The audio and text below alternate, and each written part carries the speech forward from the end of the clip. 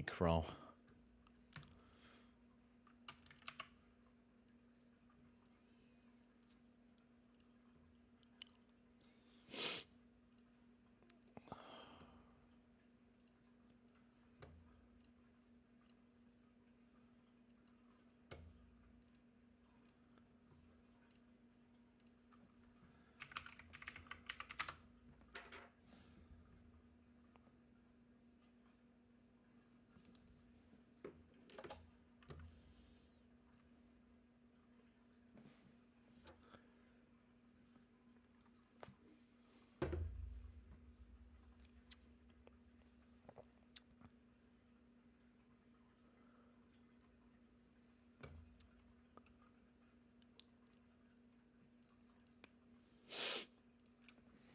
Yo, everyone. Welcome y'all into the stream. Hope you guys are all having a good day so far. Every damn stream I do, it gets like limited ads. It's crazy. Crazy. I don't know why. It's like even just when I'm streaming, like after the stream, it goes to normal. It's so weird. YouTube is the weirdest thing. Maybe it's because I swear too much or something. I don't know. YouTube is weird.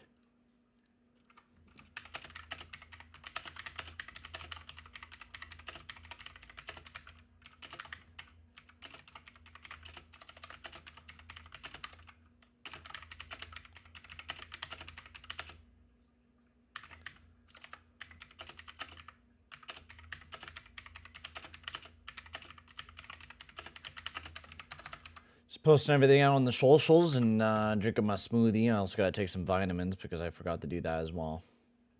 Legit got home like an hour ago, and work has just been kind of.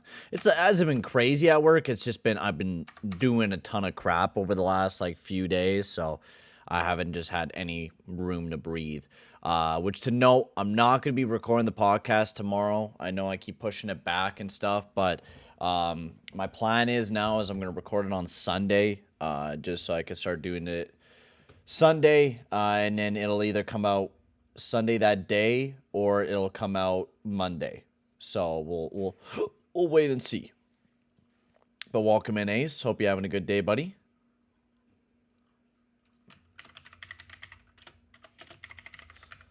I will put a poll in the chat now for who's going to win this beautiful game of hockey.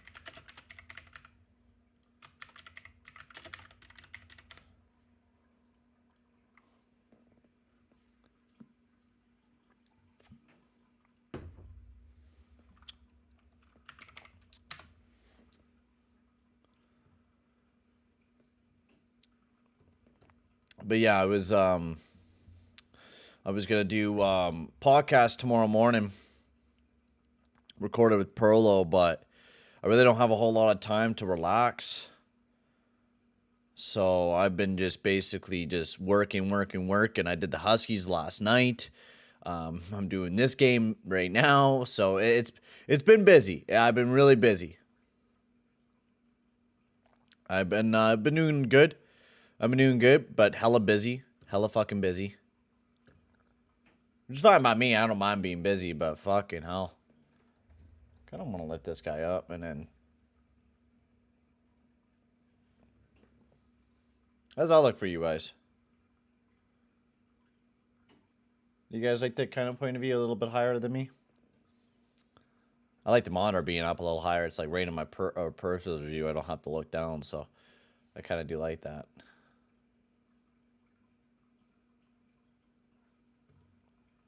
I kind of want to get another monitor like this one. I might just spend another $200 to get it because I have another cheap one here, but it's just not as great. Yo, welcome in, Covers. Welcome in, bud. New to the channel. I was wondering if you happen to have any suggestions on where to view this game. I understand. If not, I like your setup. Well, thank you. You honestly, for this, it's either Sportsnet or NHL.com for paid, of course. If you want to try to watch it for free, I would recommend searching both of the teams up, and you could maybe be able to find the game from there. It's kind of hard to get, illegal streams because they are illegal. Would not recommend. But I could do the best damn play-by-play I could possibly can give here for you guys tonight.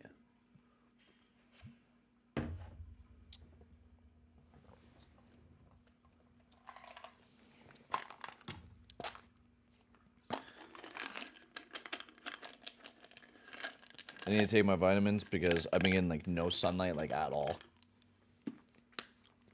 I haven't taken my vitamins at all.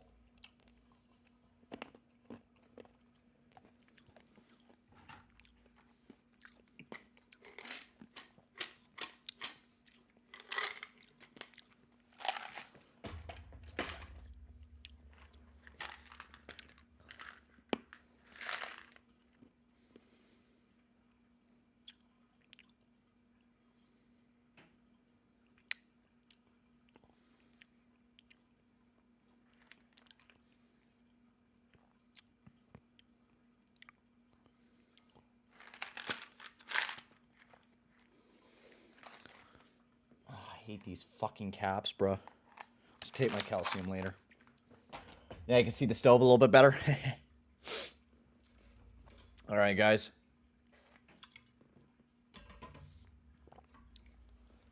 Yeah, don't install one of their viruses. Yeah, definitely don't want to do that. So we're going up against Jordan Binnington tonight. The Binster, who has just been an absolute gong show in the net this year for the Blues, has just not been a, I don't know, he's just not been their guy. He has not been playing very well, so we'll have to see how well we'll do against him tonight. I hope we just light him up, quite honestly. Awesome. Thank you for the sub there, Covers. Very much appreciated, bro. Very much. Skinner in the net for the Oilers. We're about to get ready to go between the Oilers and the Blues. Don't be surprised if you don't hear like the most intense play-by-play from me tonight because I am quite tired from the last few days or yesterday of doing play-by-play, and I also did play-by-play on Tuesday, so it's been pretty crazy as of late. We're going to have my man Perlo hop in. Welcome in, bud. You're already in. Hey, buddy. Yeah, how you doing? Good. How about you, bud? Good. How was good. the trip and everything? Oh, it was nice. Didn't do anything, which is well, we did do some stuff, but Welcome in, mostly Chris. just enjoyed being around nature and quiet. Yeah, you know? that's always nice to be able to do that, to not have to deal with the busy traffic or anything like that, be around nature. But welcome, everyone. Welcome Perlo into the stream as he'll be joining me tonight. We got a good game tonight here between the Blues and the Oilers. Hopefully we whoop Binnington's ass. Is what I'm hoping that we'll get tonight. I hope so too, because I actually did it again. I took the Oilers tonight. So. Well, you took the Oilers tonight. Oh my lord, you're going And ballsy team tonight. total of 3.5. I think Binnington's ass. I hate Binnington, dude. He's such ass. Such ass. He could be great, but he can't get his head in. Oh no. He can't get his head right. Cannot get his head right. Oh, I was just gonna tell you too, Perlo. I'm not gonna record the podcast tomorrow morning. If you want to do it Sunday, I'll be able to do it. Actually, that'd be better because I think I'm. Well, it doesn't matter. Actually, Yeah, Friday. I've been packed with shit lately. So, what's going on here? Yeah. There's a stoppage of play. I don't know what's going on. Penalty already? I don't know what the discussion here is about, but yeah, it was just because I did the Huskies last night and I didn't get any sleep. Got some bad family news. I can't really talk about it too much, but I got some bad family news which didn't really let me sleep very well, and and then came into yesterday where I did the Huskies like really late at night, and got a decent amount of sleep, but I had to wake up super early for work. So then I don't have to worry about doing anything tomorrow morning. I could just either go to the gym or wait to go to the gym at the nighttime. What's going on here? Penalty for somebody? No, Edmonton got a power play. Yeah, Edmonton got a power play. Yo, let's go. The Lightning are going to be the the Lightning are going to be the death of me, man. How is it? Thanks for the like, Chris. Very much appreciated, bud. Unreal. The Lightning are the death of me. They've been going hot too. They- That's surprisingly they're not doing very well Every for you. time I pick them, they do one of their I don't care games. Every single time. And they relatively been playing pretty good. Oh, McDavid. Oh, are we about to see a McDavid goal or something? Barry hands this one over to Draisaitl. Draisaitl down below. Over to McDavid. Back down below to Draisaitl. Nice shot. Saved by Binnington. This one trying to be chipped around. Handled up by Barry up at the point. Down to Draisaitl.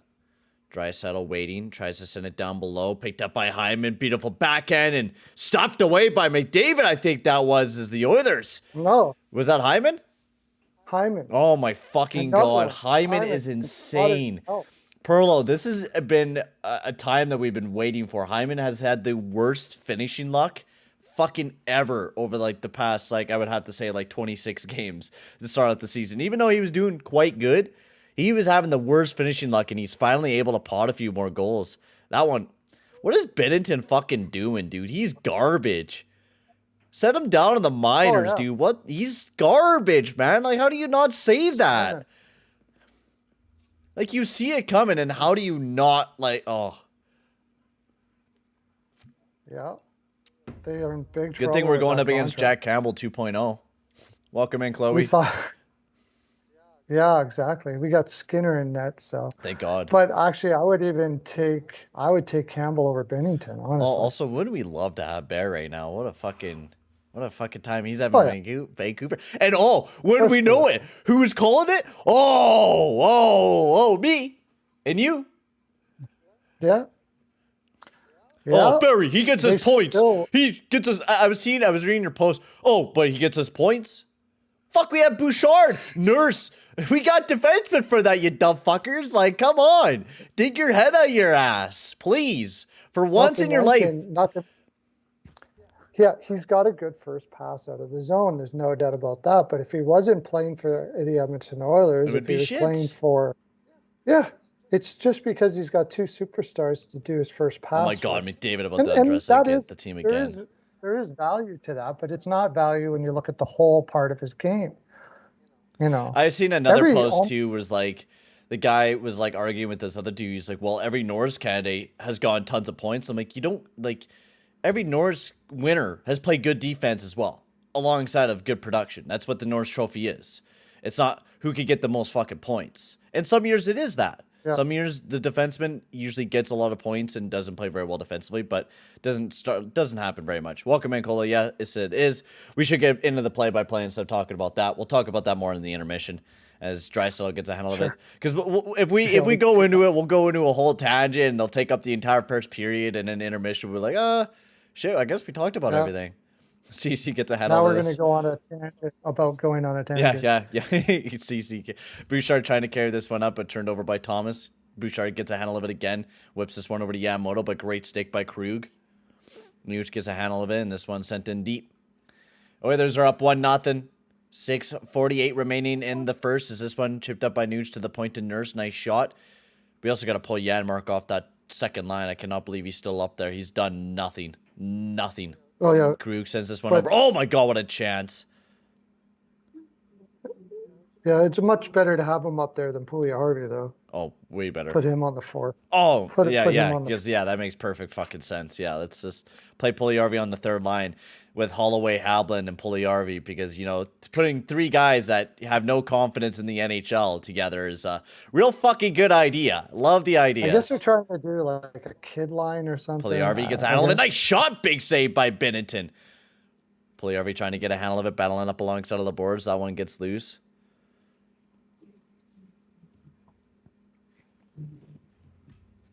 Oh my God, McDavid is skating circles. We just have faster legs than the Blues. Quite put it literally. Blues are, well, we'll get into that. Bouchard, nice shot. I know. I have a feeling I know what's wrong with the Blues. Binnington. That and other things too. It's Binnington's part of it for sure. There's a whole lot of dissension going on in the room there. Puljujärvi up to the point. That one bopped over his stick. And now this one, Bouchard chips right out of the zone. Picked up by Devon Shore, dashed into the zone. Nice cut back. So waiting for another extra man to join him. Shore takes a shot, and that one tipped into the corner. Picked up by number 22 in Barry. I forgot who that was for a quick second. I was like, who the hell is 22? Oh, yeah, Barry. Costin picks this one up. He chips this one over to Barry. Barry gets this one over to Shore. He has a handle of it. This one is sent all the way down the ice, and Edmonton will snag that one up and make a stoppage of play with 14:52 remaining in the first period of action.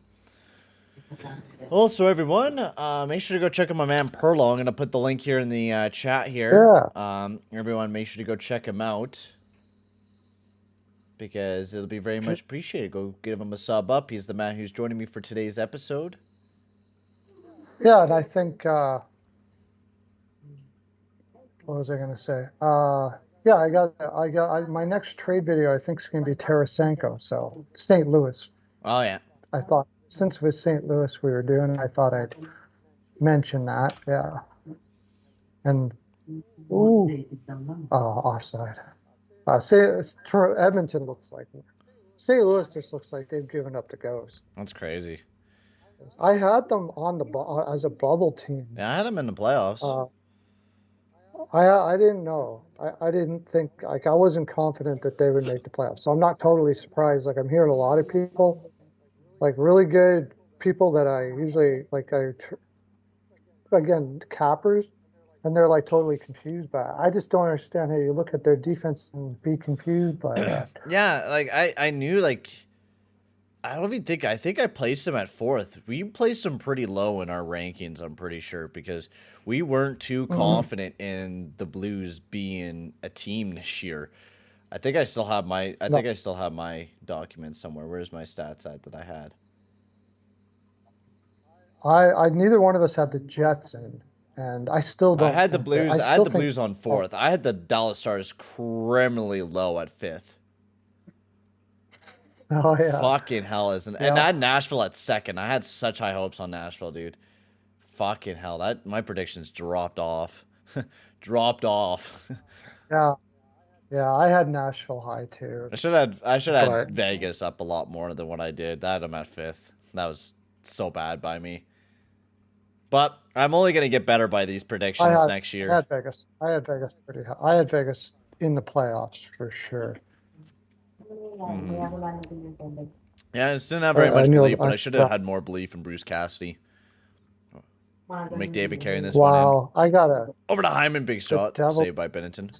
2 to the Flyers. Holy crap, Sportsnet now is fucking garbage with how far away I am from you, and my stream is just jumping. Jump. Fucking oh my god, so horrible. Shit.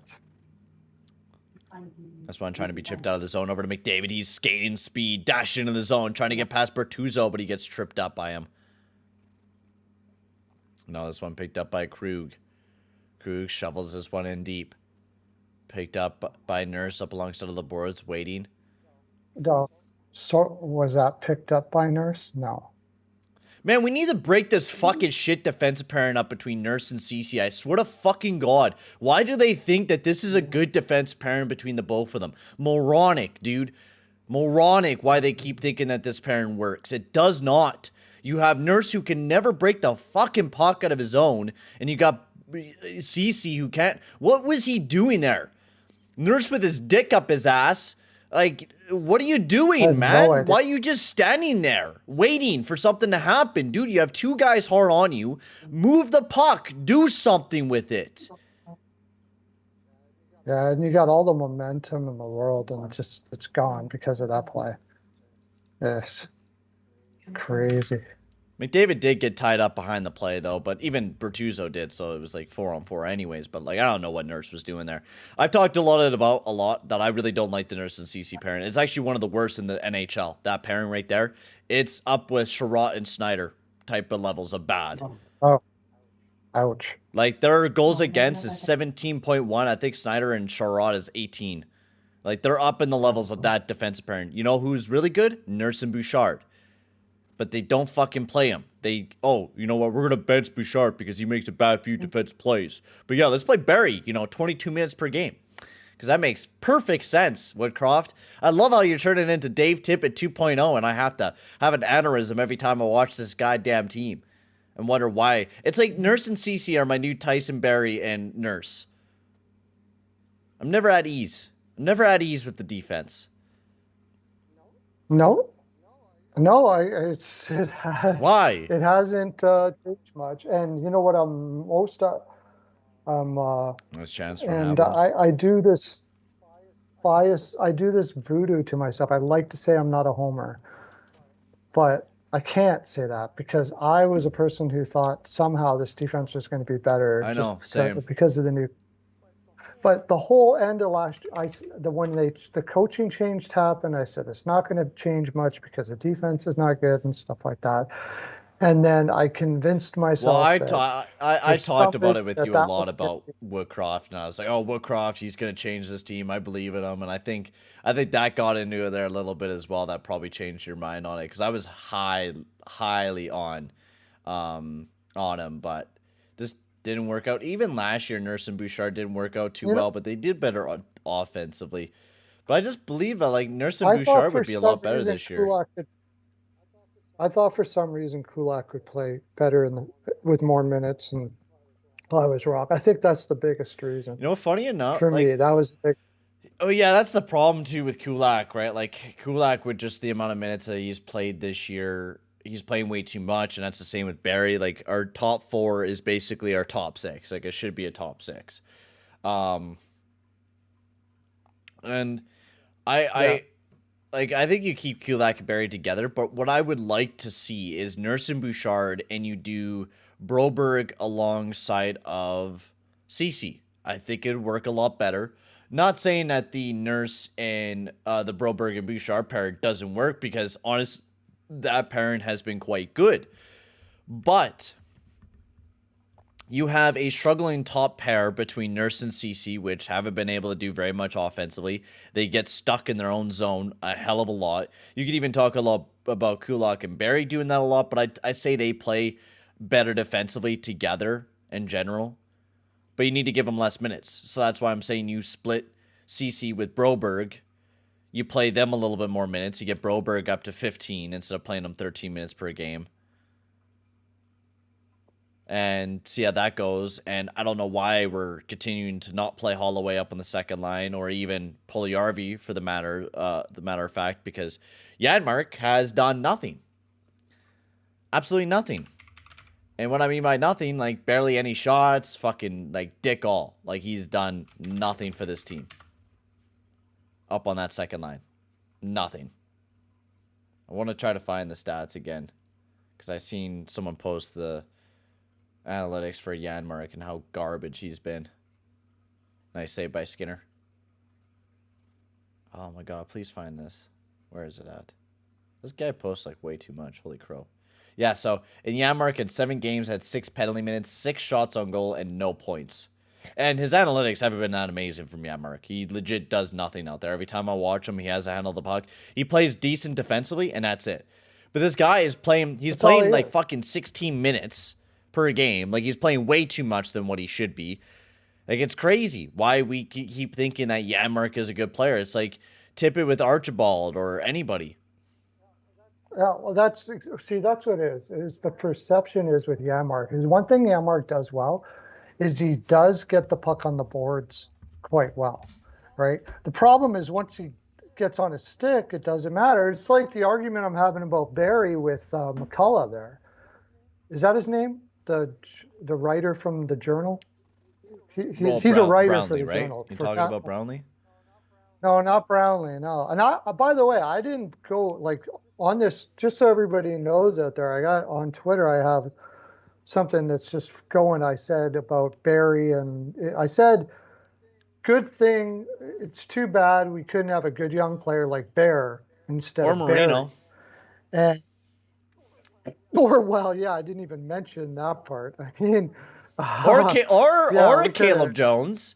We could have actually a very good defensive core if we had all those guys together right now. You think about it, we wouldn't have to have Cece because we would have Marino. We wouldn't have to have Barry because we would have Bear. And, I mean, we could keep Jones. You wouldn't have Keith last year. Bruce McCurdy. Oh, yes. Bruce McCurdy is a longtime Journal writer. And I respect him a lot. I mean, he's been around in the business a while. He's been around the business for a long time. I do respect him, but he comes up and he says, "Don't look now, but Barry's on pace for 55 points." Yeah, but we have like, and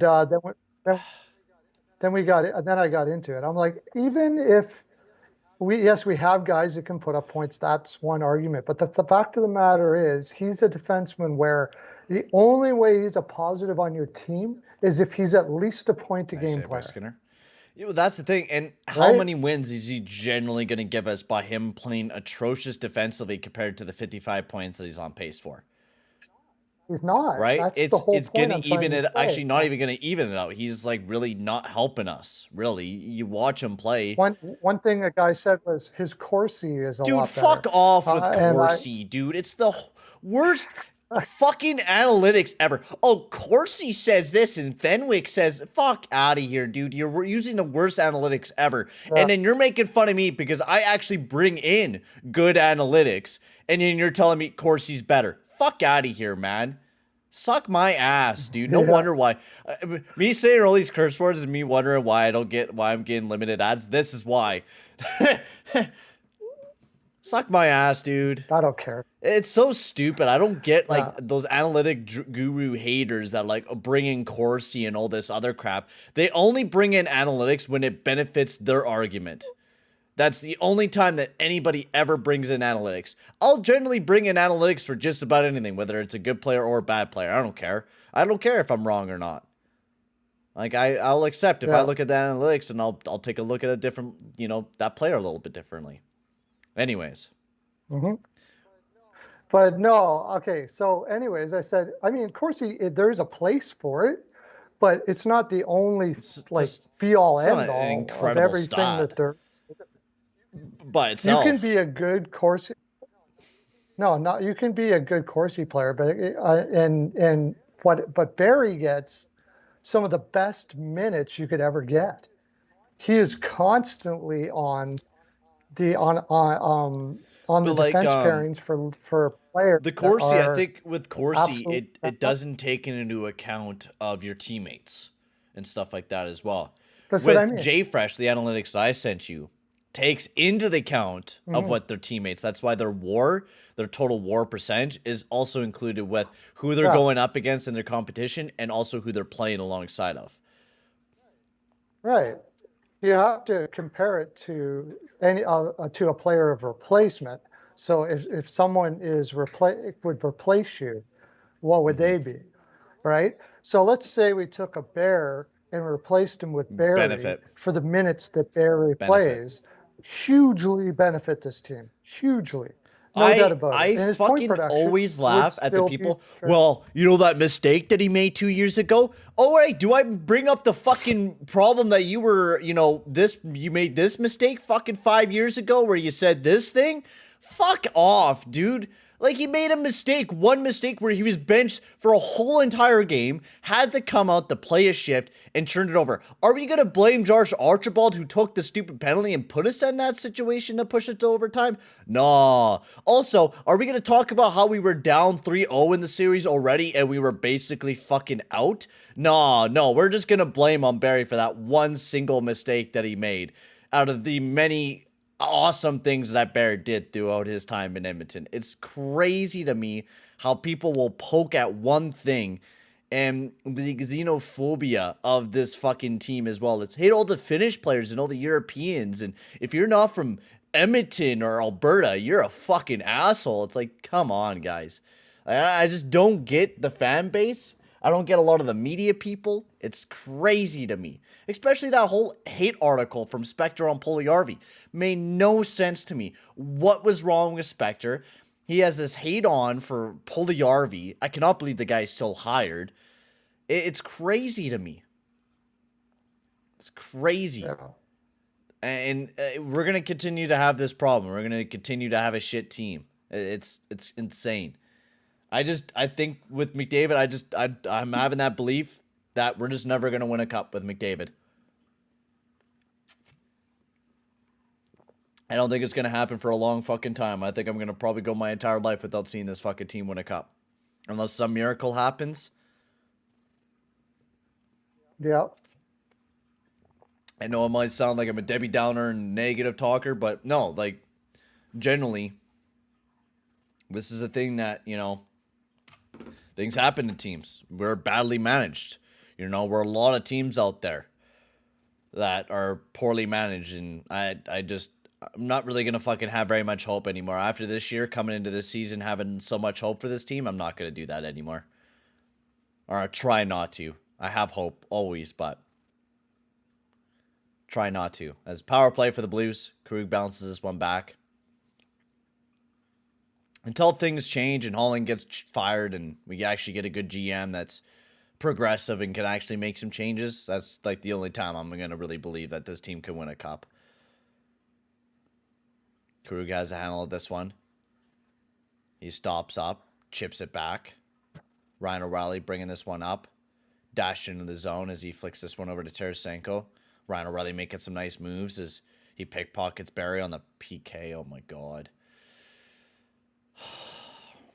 News gets this one out. I mean, let's just, who else are you going to throw out there? This is a Holland-made defensive core, so who else are you going to throw out there? Hawk tries to flick this one up, but turned over to CC, sends this one in deep. Also, the thing that I've noticed with Holland being scared to make trades and stuff like that, it's really just putting us in a spot where it's beginning to fuck us more and more. That Holland just keeps being afraid to make a trade. And that's what I feel like it is he's afraid to make a trade. Because we haven't seen him do it very much. Only for rentals. And that's it. Up to the point to Kyrou. Over to Falk. Thomas chips it back over to Falk. Nice bomb. Over to Cece as he bounces this one off the glass all the way down the ice.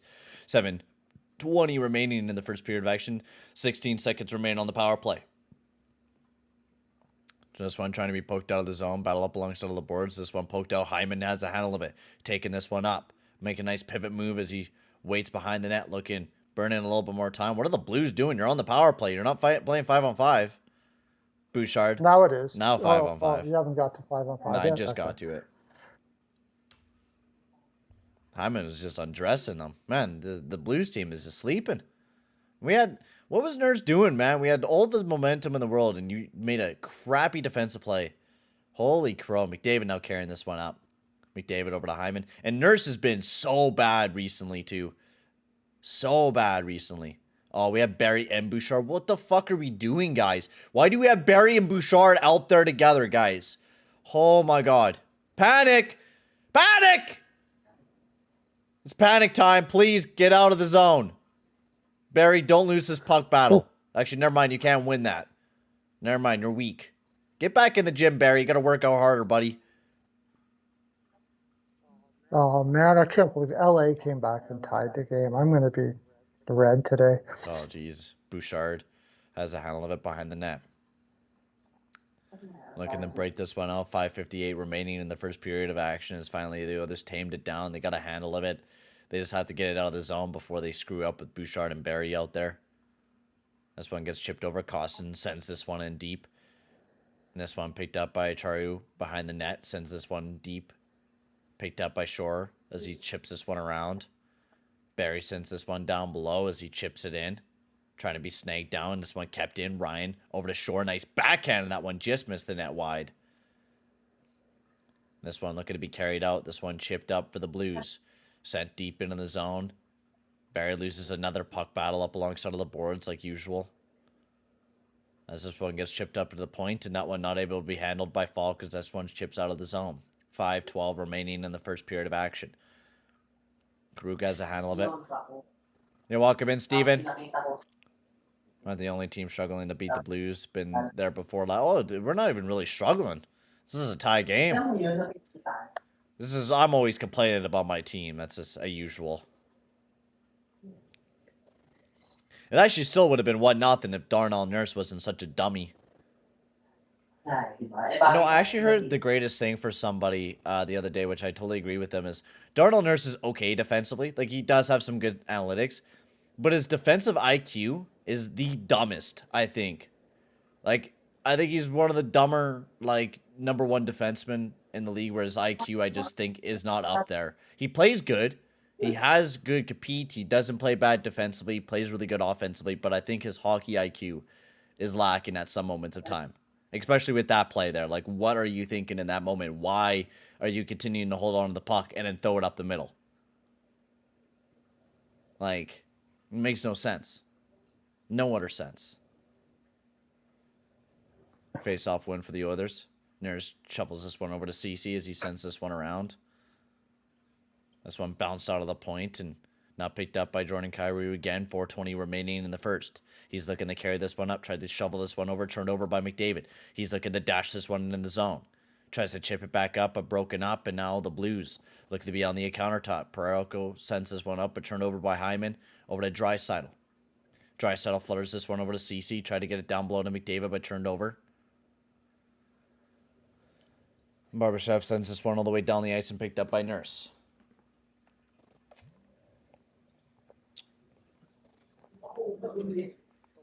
The last time St. Louis played Edmonton, they played like a trap, and it looks like they're slipping into it now. With the Blues? And I mean, the Blues, yeah. And that's kryptonite for the Oilers. They don't know what to do in the trap.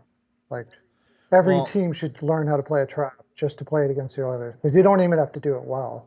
And that's the thing. But for a trap, I mean, traps to work, you just have to have a very strong defense core, which the Blues don't have. And they also don't have a good goalie to bail them out when the trap doesn't fully execute. You can't. Yeah, but you can't do the trap against every team. But you can against the Oilers. Without a doubt. You don't even have to do it. You don't even have to do it well. You just clog up the neutral zone, and the Oilers are just like, I don't know what to do. Pretty much. That's pretty much it. This one gets into the way down the ice. Dump and chase in the Oilers zone. This one's sent over to Barry. Barry picks this one up. Nice shot in the net. That one bounced off the skate of Holloway. Now the Blues look to be on the attack as Tarasenko sends this one in deep. Bounced off the boards. Picked up by Buchnevich and now picked up by Barry. This one's sent all the way down the ice. Puljujärvi hands it off to Holloway over to Hablin. Nice backhand from Hablin. Makes a good save. This line actually has been quite nice. Puljujärvi has also been going the late. Also, I got to talk about some rumors. I think it's quite funny. Some Oilers rumors. Puljujärvi for Fowler. I mean, I wouldn't mind Fowler. I wouldn't mind him. No, I wouldn't mind about that. You'll know. We can't. How does that work on the cap? I know. Barry. That can't work. Dump Barry. 204 remaining. Oh yeah, I mean, yeah. But sure. I think I kind of agree with a lot of people. I would give up Puljujärvi and Barry if I got Fowler back. I would do that. But I would do that if somebody I would give up more is for Chikrin. I think Chikrin should be number one. Oh, of course, yeah, for sure. Commercial break as we wait to get back into the game. Chikrin for sure. I think Chikrin should be like the first guy that we should aim after. But yeah, fucking about the end off the first period. But yeah, I don't know, man. I think the defense core needs a massive upgrade. We need to do something about it. But I don't even know if Puljujärvi has any trade potential right now. That's the problem, right? Like that's just the thing, and it's I don't know, man. I think it's quite embarrassing how the fan base is kind of treating Puljujärvi. It's just really everyone's just listening to the media. It really is that. I do believe that because remember last year when Puljujärvi was doing incredibly well to start off the season last year, everyone was loving Puljujärvi. And then he got injured, didn't start producing as much. People wrote articles about him, and then people turned the tides on Puljujärvi. Even I seen that on my channel. I like Puljujärvi, and people were up. Hating on me because I like a certain player. Because I love Puljujärvi. The disrespect is real on the man. Yeah, well, it's the thing is, his point production has to get there one way or another. But I still maintain that the reason why his point production isn't there is because he's so much of a two-way player. He just doesn't fit on this roster. And if you want to win, that's the way he plays the way you're supposed to play. And nobody else does. In fact, they don't want him to. That's the reason why McDavid and everybody didn't want him on the line. Why do you think they like Kane on the line? Because they can blow the zone whenever they want, and they don't look It's silly. a dumb fucking way to play Kane with this team, though. I just think, like, Puljujärvi is an instrumental player. Like, you have 5 guys, or, you have Hyman, Nuge, McDavid, Draisaitl, who could score points, and then, you have some other guys, and then you also have Hyman in there. So you got 5 guys who could really produce points when we're healthy, and then Puljujärvi to maybe chip in some secondary help. I think it doesn't help that the fact that we don't have big third, but everyone's expecting everyone to produce like fucking 50 points, even on the third line. Sometimes I feel Thomas, someone sent over the net, but we really don't have a lot of depth scoring. And it sucks that, Puljujärvi's not producing big time, but I don't think it's a thing that we need to trade the guy away because he plays such an incredible defensive style. But in Edmonton line, we just care about points. Remember, just points. That's all we care about. And that's the incredible thing because I think Bear, of course, had a really rough time in Carolina. But he's having an incredible time in Canucks line. And he played an incredible two-way game. A two-way game which we incredibly need. And I think people tend to forget how bad Holland, I think, has been as a GM. Train away Marino. That was incredibly dumb. Yeah, the only thing I can think of power play for the Oilers. And you never... Yeah, power play up. And you never know if it's true or not, if it is. But, I mean, sometimes you draft guys and they really didn't want to be in Edmonton or whatever. But Marino was signed up and, like... And you were saying that he really did want to be here and all that, so... Like, he vocally said so. I don't know. But really, it didn't make any sense. I don't know either. McDavid picks this one up. We'll talk about this a little bit more in the intermission because I really want to... I think Holland's has not been a great GM. I think even this past offseason, was it amazing? Yeah, we signed Kane. We'll talk about it. I think we overhyped Holland's this past offseason from Holland, I think. This one sent down below to Draisaitl. This one chipped. And it's every fan. Every analytics fan, even just normal fans, we overhyped Holland's offseason tremendously. Holland shovels this one over to Draisaitl. Back down below to McDavid. Tries to get a shot off. That one blocked up. Draisaitl shovels it right back over to McDavid. McDavid down below to Draisaitl. Tried to get it over to Nuge. And now this one looking to be carried out of the zone. And this one shovels all the way down the ice. Skinner sends this one over to McDavid. Over to Hyman. Hyman trying to carry this one in the zone with the last few seconds remaining. Nice shot from Nuge. That one blocked up and sent out of play with 0.9 milliseconds remaining. But, yeah, let's get into the talking about this offseason from Holland. Because I think it's an interesting thing from Holland. Because I just think, like, every trade really Holland has done has really come back to bite him in the ass. This Kostin deal has worked out pretty well for us. In Samorukov, there was no fit. But,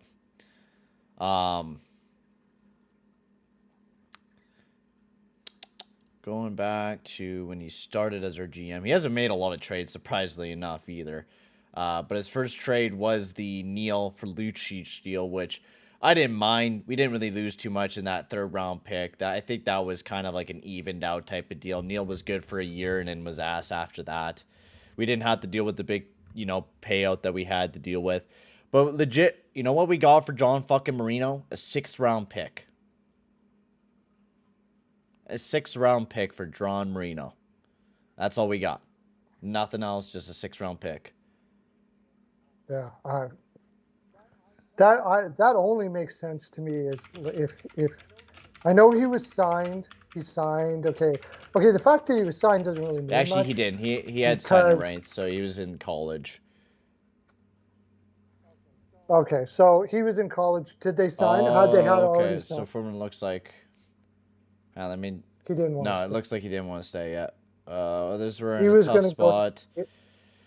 We're in a tough spot with Marino. He was going to go. And the product of Harvard didn't want to sign with the club. Yeah. So he didn't want to sign with us, like usual. Not much you can do about that.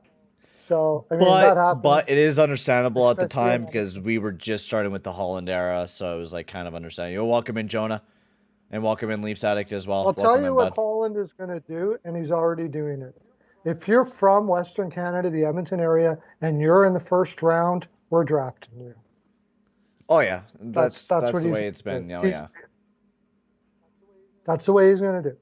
He's going to get the best local talent he can find, and he won't trade anyone because he's afraid if he trades them, they're going to find out that their wife doesn't like it because it's cold in Edmonton, and we got to trade them away again and stuff like that. And there is a validity to that because we've seen it happen over and over again. You know, Chris Pronger. You know, there's rumors about other stuff that happened there. I'm not so sure about that, but I mean, let's face it, it's just not. And you know what? I just came back from the most beautiful place in the world. To me, anyways. Jasper, you know, Banff, all of that is like right arm's reach away. 2.5 hour drive or 3 hour drive.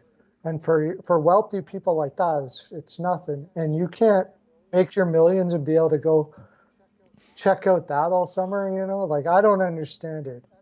Edmonton, if you live here long enough, and players that have been here a long time, like if you talk to Nugent Hopkins and stuff, it's one of the safest places in the world to live. You know, you never have, there's no crime here. Hardly at all, right?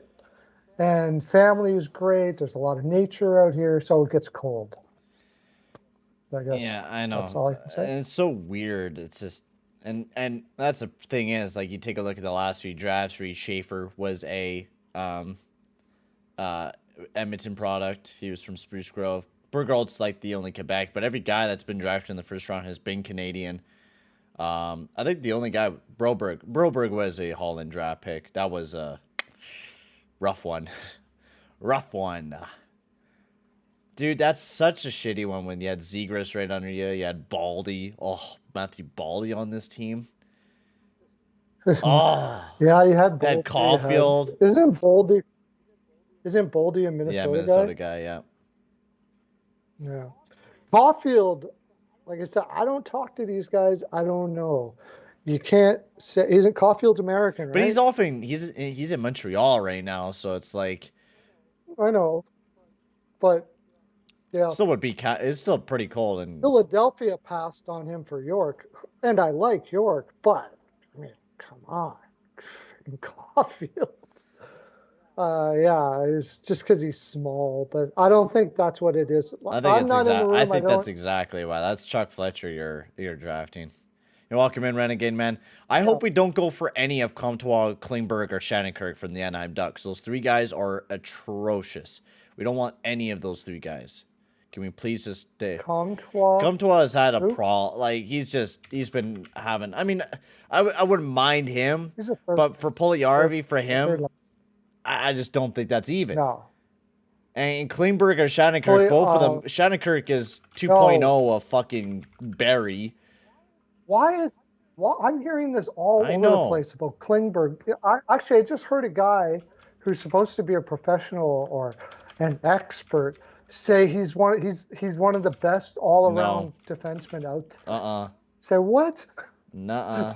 There's nothing all around about Klingberg. Nothing. He's Barry 2.0. He is legit Barry 2.0. Same thing. And he's been having such a bad year. And you could say, oh, the team's bad. I don't think the Oilers needed Zegras. No, but we could have used his trade potential. We could have used any of those guys. We could have used Baldy or fucking Caulfield. Right? Zegras could have played the wing. It wouldn't have been bad. Baldy, is it Baldy a Minnesota guy? Baldy's he's a Minnesota guy. No, but isn't he from Minnesota? Yes, he is. Yeah, he's somewhere around there, yeah. Yeah. That's kind of why he fell. Because I wondered why he fell, and he probably told his agent, "I want to play in Minnesota." So you can draft me, but when I go to Minnesota, but when I'm a free agent, I'm going to Minnesota. So yeah, that's what happens out there. And I think that's the reason why he fell. Yep, Max. It's just like Comtois stat analytics don't look very gorgeous. No, he's a third liner at best. But I got to give credit to, because I slammed it when they did it. Buffalo, when they picked Quinn. Yeah. Remember that year they picked Quinn, and we were like, "What? No Rossi? No." There was all. I didn't mind Quinn because he had that huge production year for the Ottawa 67s, but everyone was like, Rossi was insane. Rossi was a center.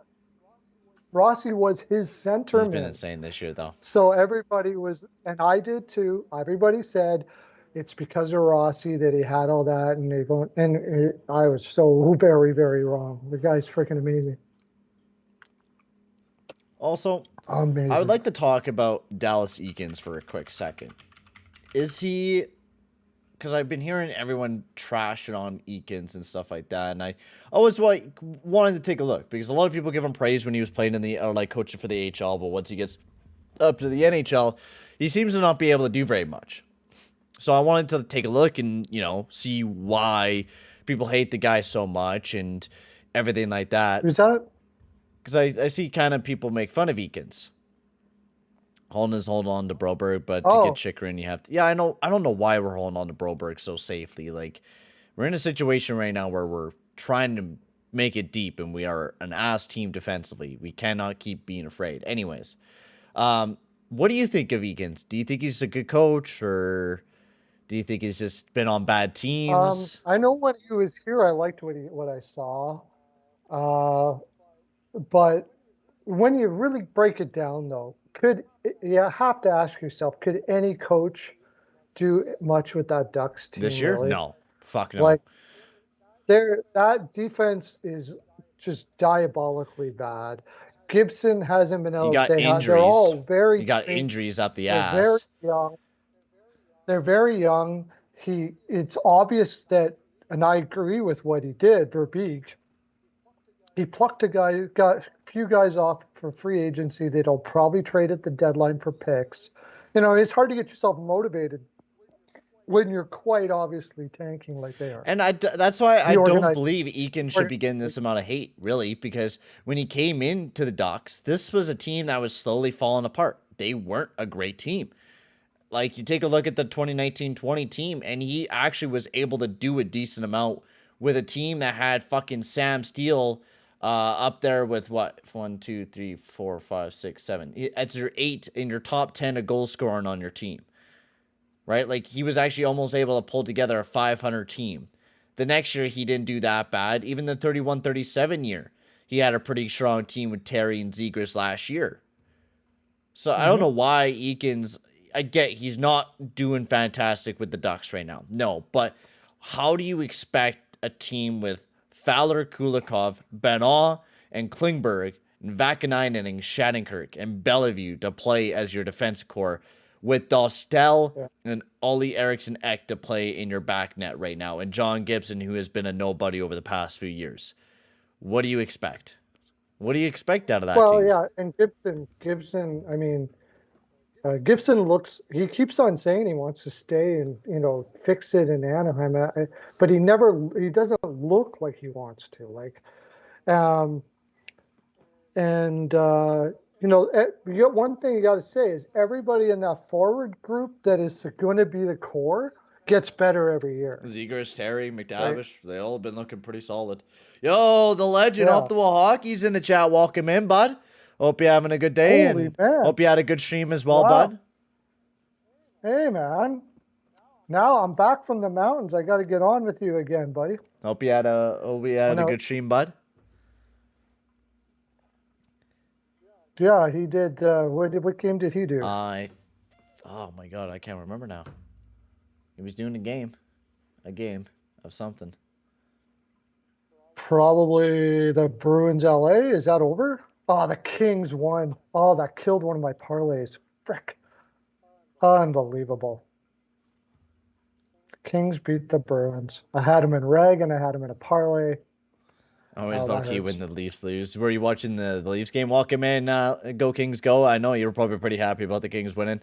Bedard is going to enjoy Disneyland. Yeah, most likely. He'll most likely very much enjoy Disneyland. Yeah, I don't think Eakins deserves the slack that he's getting because he's done really good in the AHL teams, and I think he just needs to have. Oh, he did Rangers and Leafs, nice. I think he just generally needs to have a good team in front of him. You can't just expect the guy to, transform a rebuilding team into something good. Sure, an 8-20 record is not gorgeous at all. I'm not saying that at all. It's not a gorgeous record. What the Ducks are doing right now, they're not playing very good, but I just don't know what you expect from having, Frank Vertuno and Jacob Silverberg who can't produce any points on your second fucking line. Like, you guys got, like, the Ducks are such a team that can't score goals. You have Zegers, Terry, and McTavish who are able to actually produce offense alongside of Strome, but he's playing with Vertuno and Silverberg. So how can you expect Strome to carry that?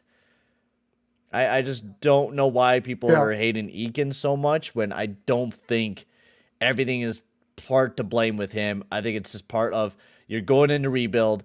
There's a lot of older veterans on the team that probably are just like, man, why am I even here? Is there even a point of trying every night?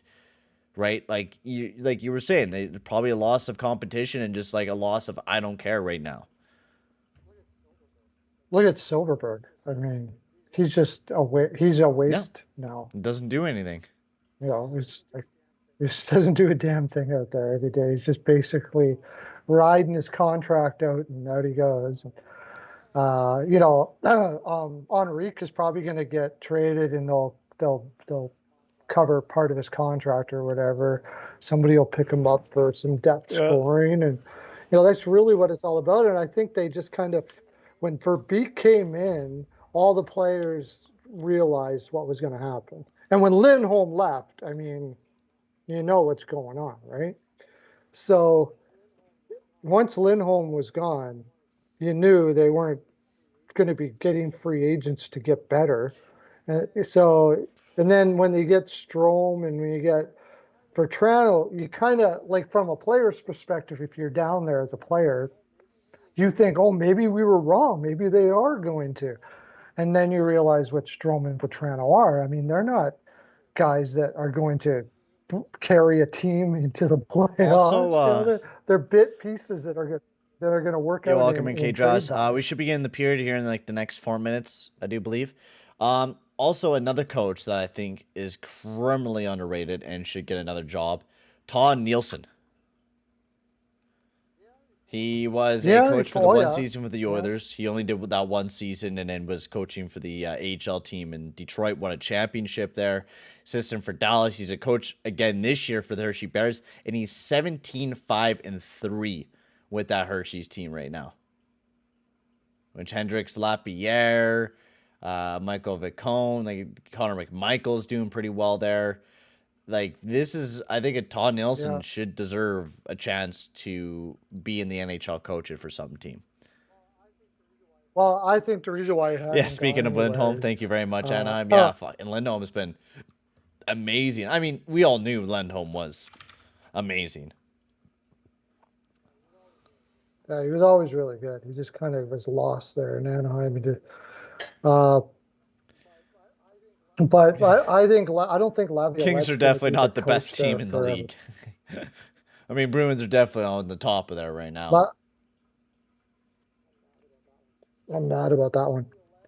Laviolette is not going to be there forever, right? So he's got a pretty stable job there if he holds out in Washington. So I think that's kind of the reason why he hasn't gone anywhere.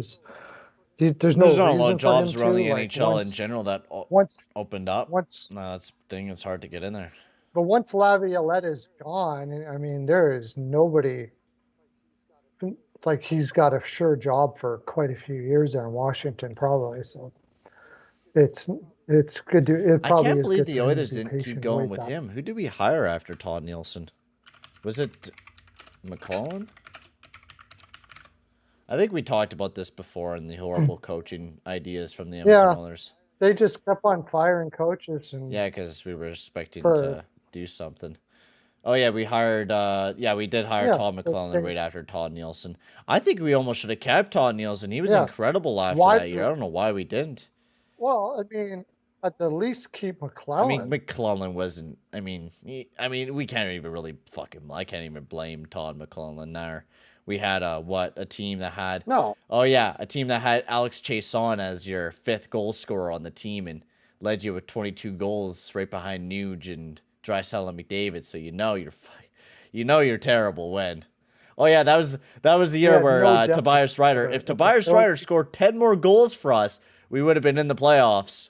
We would have made. Didn't you guys know that? No. I hope you guys knew that. If we had 10 more goals from Tobias Ryder in 2018, we would have been a playoff team. I hope you guys know that. A team that was, hang on, how far out of the playoffs? Oh, yeah, about 10 points out of the playoffs. Okay, yeah. Or actually, almost 20 points out. Yeah, would have made the playoffs if we had 10 more goals from Tobias Ryder. Huh.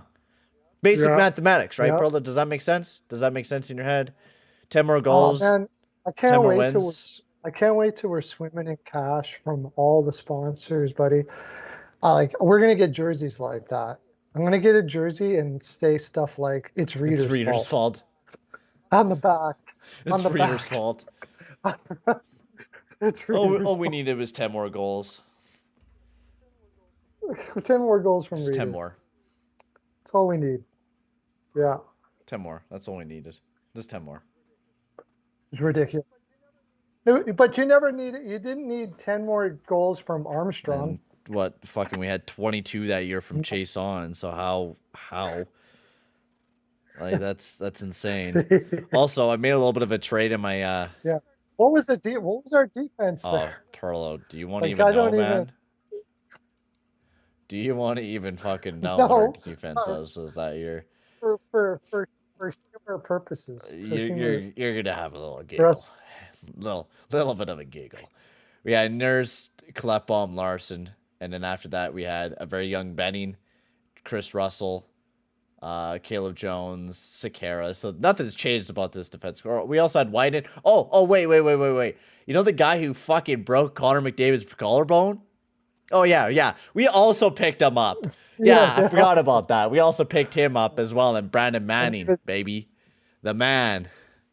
Yeah, that's right, Brandon Manning. And well, the guys you mentioned there, Larson was still fairly young at that time, wasn't he? Yeah, I do believe, yes, he was. Yeah, he was still Darnell Nurse sucked defensively. Larson was okay. He was great at getting the puck off people's sticks, but couldn't do anything with it when he got it. That was the time where Kleppbaum was really, truly our only good defenseman. Chris Russell didn't play that bad defensively, but we hated Chris Russell. We hated him because he made way too much money, because Chiarelli was a dummy. Yeah, he should have been a 5-6. Second period has begun. Power play for the Oilers as well to start off the second period, as this one carried over from the first. This one sent all the way down the ice and stopped up by Skinner. Handed off. I don't know if I said hi to you, K-Jazz, but welcome in, bud. Draisaitl bounces up to the point to Barry, sends it back down below. Draisaitl tried to get over to McDavid, but that one sent all the way down the ice. Stopped up and now picked up by McDavid. He's looking to carry this one up for the Oilers, dashing in the zone. We're back to even strength. Nice shot from McDavid. That one missed the net wide. This one kept in. McDavid has it again. Tries to get it over. The Oilers had Hellebuck. If we had Hellebuck, even then, we had a horrible defense. But it'd be saved a little bit by Hellebuck. Great move by McDavid. Nice shot. Big save by Binnington again. Another great rebound opportunity is Hyman. Oh, we had Hellebuck now. Yeah, I mean, we'd be better, but still bad defensively. Well, I mean, look at the Jets team. No, God, no. Much better. It's not better. It's not better at all, actually. Man, I hope Hyman just pops Binnington in the face tonight. I just hope one of these nights we get to see Binnington get into a fight and we get to see him just get clocked, Perlo. You know, I want to have that Mike Smith moment with Binnington, but he just gets fucking rocked. Just gets rocked. I would laugh my ass off hysterically. I so badly want to see that one day. I think his own teammate made that. Oh my God. Yeah, we might see that Gorgiev type of moment. Or no, yeah, that was like Gorgiev and Kreider, that type of moment. Yeah. Not Kreider. D'Angelo and Kreider. Yeah. God, that would be so good. So good. Man, Nurse is playing like garbage tonight. Wasn't even able to hold the line. We're paying him $9 million. I mean, he can't hold the line. Horrible. Falk dashing in. Oh my God, guys. Jesus, Louises. We're letting Justin Falk undress us here, boys. Krug gets this one over to Shem. Back over to Krug. Big bomb. That one missed the net wide. Trying to be slapped back on the net and not picked up by Costin as he's looking to carry this one up. Sends this one deep into the zone for the Oilers. Derek Ryan going hard after the puck. Bounced this one off the boards. Kept in by Barry. Nice shot. Tipped wide. Yo, Josh, welcome in. Welcome in, buddy, and welcome in First Yukon.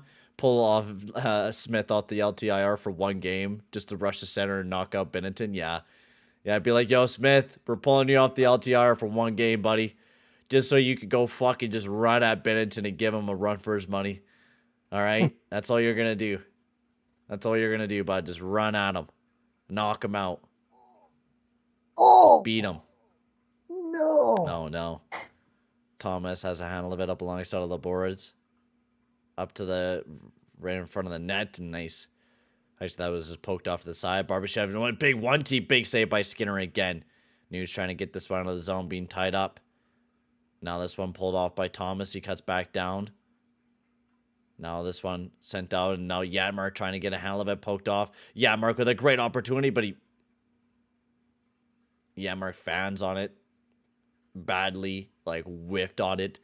Incredibly bad. Even if fucking Puljujärvi was in that spot, he would at least hit the fucking net. Holy crow, man. And people are saying Yatmark's good. Did they just watch that? Puljujärvi trying to get this one. That's too many men. That's too many men. Yep. Ooh, Yatmark almost potted if it wouldn't have hit the blade. He hit his skate, Berube. Yeah. Shut up, buddy. That's too many men, dude. Basic mathematics, bruh. Get your men to change a lot faster. Right. Okay. Power play's got a hit here, buddy. Oh, we got to.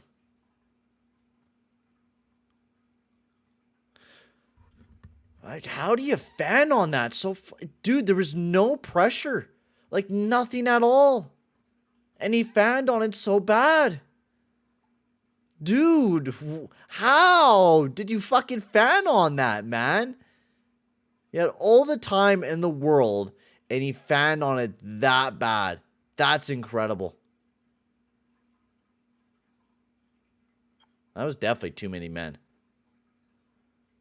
Yeah. You're welcome in, Oliveira.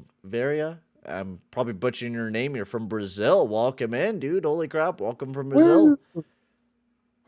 Oh, we all know trading Puljujärvi would be a waste of his potential. We all know that. Oh, he'll be awesome wherever he goes. Oh, yeah. Like, and that's why I say we also shouldn't make a fucking deal with the Ducks. I don't know why that's ever a good idea. We made multiple deals with the Ducks, and it never turns out to be good. It's like every time we make a deal with the Devil or with the Ducks, it's like making a deal with the Devil. It never fucking works for us. Pronger, making a deal with Cogliano. How many guys have we sent to the Ducks that have turned out amazing? It's too many. Let's not do that. McDavid shovels this one over to Nuge. Nuge waiting for it. He gets this one shoveled off his stick. Come on, guys. What's wrong with our power play tonight? Let's get her going, man. We're going up against like one of the worst PKs on the road. And we can't do anything. Drag Saddle shovels this one. Boys, what are we doing, man? Wake up, man. We're facing a doggy doo-doo team and we're not able to do anything, man. Wake up, man. Come on. It can't just be McDavid doing all... What the fuck? What am I saying, man? Yeah, let's just ride McDavid's dick here, man. Great job, guys. You are a bunch of dick riders, Oilers. The only guy that's doing anything is fucking McDavid. He's the only stiffy out there. You guys are a bunch of limp dick pussies not doing anything. Do something, guys. God, man. This team is annoying even when they score. Legit, the only guy I'm seeing doing anything tonight is McDavid. I've seen Puljujärvi do a few stuff, and McDavid. McDavid. That's all I've seen tonight. And Hyman. And by the way, and you say that, and a guy that... Oh, no. Did we just get a penalty? So annoying. Yeah. No, we just... Oh, great. Awesome.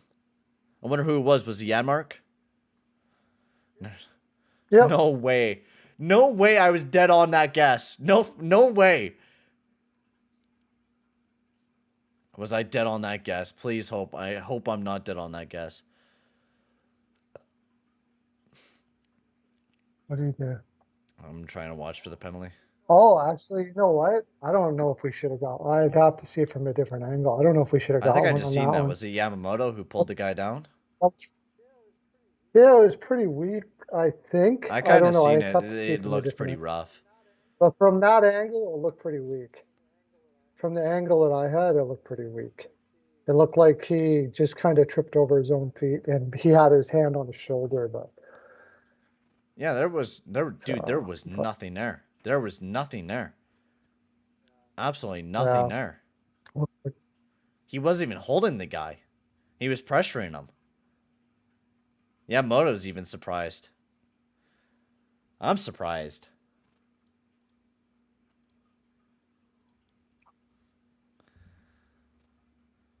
All right, well, power play for the Blues. We were off such an incredible start for the Oilers too. I don't know why we're like it's turning around the it opposite was so now. weird. We got off to an incredible start and now I just feel like it's McDavid and that's it. Like but honestly, it's Yeah, been like that for the past like what dozen games almost now because we've been pairing McDavid and Draisaitl together. No one else could do anything. Nothing. It's like the only line that could do anything is McDavid and Draisaitl. I've been talking about that so much on the OGRs, it's becoming boring. I almost want to do like an experiment and look at where the points have been coming from, and it's been McDavid who's just oh my god, almost another opportunity shorthanded, Spinorama shot off the post, amazing opportunity shorthanded by McDavid.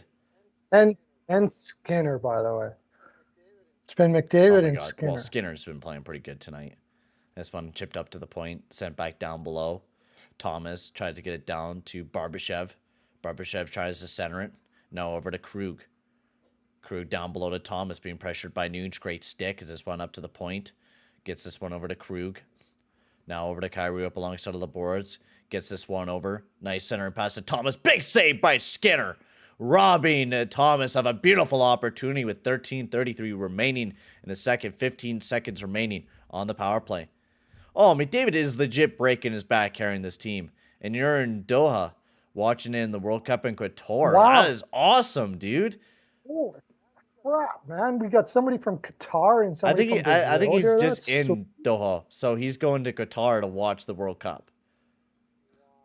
That's cool, dude. wow. I'm hoping you're having fun there, man.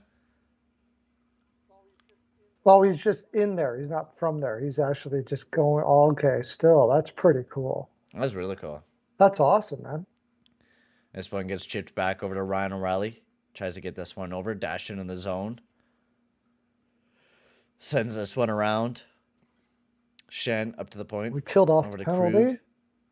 Still 24 seconds on mine, but at least I know that we got it killed off. Man, Sportsnet now sucks. Sucks so major Oh my ass, God. dude. Does it ever? You're 30 seconds, 25 Yeah, seconds dude, a behind. full like almost. I'm basically like 30 seconds behind you, like an almost full 30. That's insane. That's so annoying, man. Because like I bought this just so I could be near you. I paid $200 just so I could be near you, but I'm not even near you. Well, that's crazy. Of course, but I do pay for mine too. But Hey, thank you, Motion Graphics. You checked out the that, podcast. Thank you very much, my man. Appreciate it. Hope you enjoyed the episode and everything. Love making the podcast. We got a new one coming out on Monday. yeah, I can't wait. Oh, I'm going to be on the Oh, next I think we one. got I a love double doing minor. that podcast stuff. Is Shem bleeding? Oh, I didn't see that. Welcome in, Flipper. We might have another power play that we're going to have to kill off. Oh, come on, man. Seriously? He fucking failed for that, man. What a flop. And you're calling that a penalty, ref? Also, since we're in commercial break, did you see the Ryan Reeves hit on Horanek? Oh my God. In the hysteria. I watched it over and I was like, oh my God, it's a brutal hit. But then I kept watching it and people were like, oh, is this clean? Is this clean? I was like watching and I'm like, it's just purely Horanek had his head down, wasn't paying attention, wasn't aware that there was Ryan Reeves on the ice and just took a shoulder to the head because he was leaning down and there was he wasn't like he was head hunting or anything. It was a clean hit. Unfortunate that he took a brunt to it to the face, but that happens a lot now because most of the time you don't like Reeves and what maybe Wilson. There's only a couple guys that are going to make that hit. Truba. Nowadays, it used to be that every team had one and you were very aware. And now they kind of forget that you have a guy like that. I mean, that's the only thing Reeves can do, right? One thing you got to say is ever since they got Reeves, Minnesota's been playing a hell of a lot better. And it's not because of Reeves, what Reeves does on the ice. I think he's the ultimate reach around the room guy. Like he's most effective. Is he taking the best reach arounds ever? Like the biggest? Like he's gonna be the champion. He's gonna be yeah.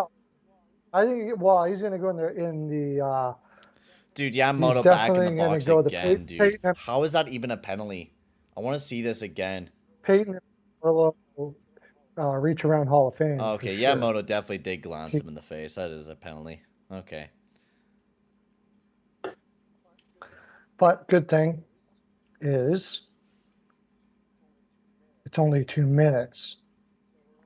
So we're only going to have to watch Barry on the penalty kill for 2 minutes. Should tell him to go in the back as a concussion protocol. He got nailed in the head, so he's going in the back. Oh, O'Reilly lost a blade. Oh, did he? Krug. Yeah, he just went down the tunnel. Illegal check to the head for Yamamoto. Ryan O'Reilly up to the point. Tarasenko, great chance, and that one sent over the net. This one battle up alongside of the boards.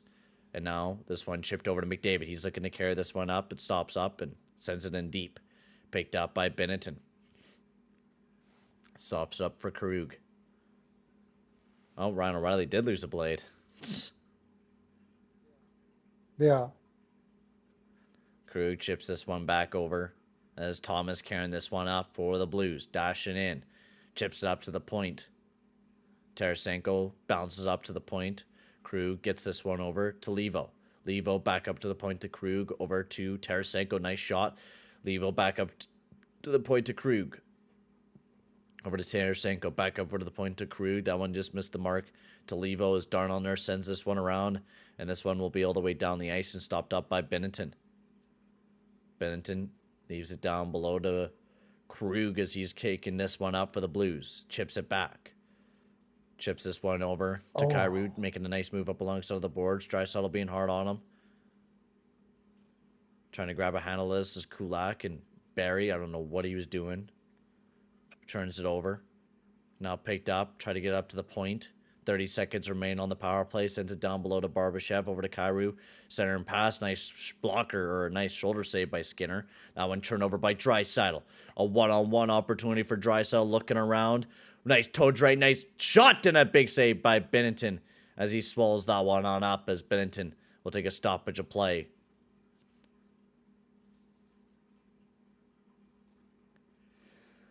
Alrighty. 15 seconds remain on the power play. Skinner made a massive save, but I don't know what the hell Barry was doing. Like, what is in your mind where you think that you could just do a bunch of crossovers and just have all the time in the world to make a quick play and try to like break it out like you're on forward, which you're not. You're playing defense, dude. You're on the PK. Get it out. Backhand it over to the other side or burn a little bit more time, but by eating yourself up alongside of the boards, right? You tie yourself up alongside of the boards, you might be able to burn a few more seconds if you don't see an open alley to get it out. Nice stick by Yamamoto's. We're back to even strength. Finally could turn that thing off. And welcome in, Flipper, if I haven't said hi as well.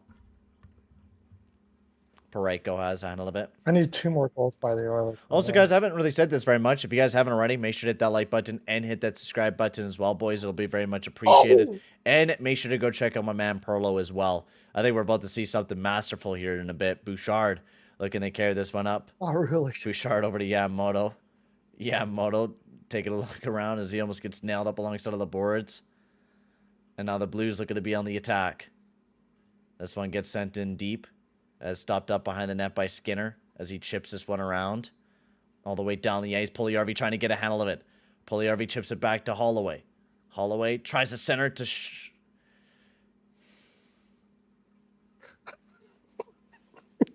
All right, see you later, guys. I'm going to peace out. Have a good one, guys. I'm fucking heading out. That was embarrassing. I'm ending the stream here. I can't fucking stream anymore. I'm fucking done.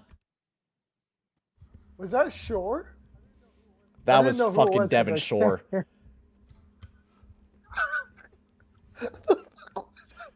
And they fucking wonder why Puljujärvi's lost his fucking confidence. They fucking wonder why. Wonder why, man. I wonder why these two guys in Holloway and Puljujärvi can't fucking produce any goals. All right, they're playing alongside a Devin Shore. The ultimate reach around guy in the locker room for the Oilers, who cannot touch the puck, man. Holy crow, is he so bad? That is such. We've seen. Oh, I don't even want to talk about it, man. Janmark with his shot that he funked on, and in Shore as well. My God, dude. Horrible. Like grade A chances messed up because they're horrible offensive players. Great job, Holland. Great job, masterclass, Holland. Fucking great move, signing Shore. Great job, buddy. Nice cut down below by Thomas. Thomas tries to get over to Parayko. This one gets sent down below, being tied up alongside of the boards. As on this one, shoveled over to McDavid. McDavid sends this one in. That one should be high sticking because Letty tipped it down from up above, but the others do touch it up. Barbashev sends this one in deep, picked up by Barry as he chips this one back over to Kulak and slapped around. Trying to be shoveled out of the zone by Draisaitl, but not able to, though. Picked up by Levo, picked right back up by Kulak, trying to get it out, but kept it in the zone by Falk. Sends it down below. What are you doing, Draisaitl? You could have totally cut off Ryan O'Reilly and could have got a handle of that puck there. I gotta say, the biggest complaint that I have about Draisaitl is he could probably be one of the best two-way forwards of all time in the NHL. But he is so goddamn lazy. So lazy. Yep. The laziest guy I've ever seen in my life play hockey.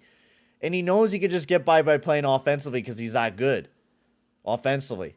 And he just knows that he doesn't need to care about playing defense. But he legit could be one of the best two-way forwards in the NHL. Oh, could. Absolutely. In fact, when he was in junior, he was one of the best two-way guys. Don't know why he is, like, doesn't do the stuff that he does, like what he used to be. Doesn't do it anymore. Maybe it's just his way of saying I'm tired of. Maybe it's just his way of saying I'm. Let me put it this way. I think McDavid will resign. I am not so sure about Draisaitl. What's that? Sorry. I am not so sure. I think McDavid will resign and be an Oiler for life. I am not so sure about Draisaitl, though. Not too sure about Draisaitl, eh? Oh, hell, I want to. No, well, I think that's part of the reason why he acts like that is he's kind of fed up. He's not stupid, and he knows how poor our defensemen are.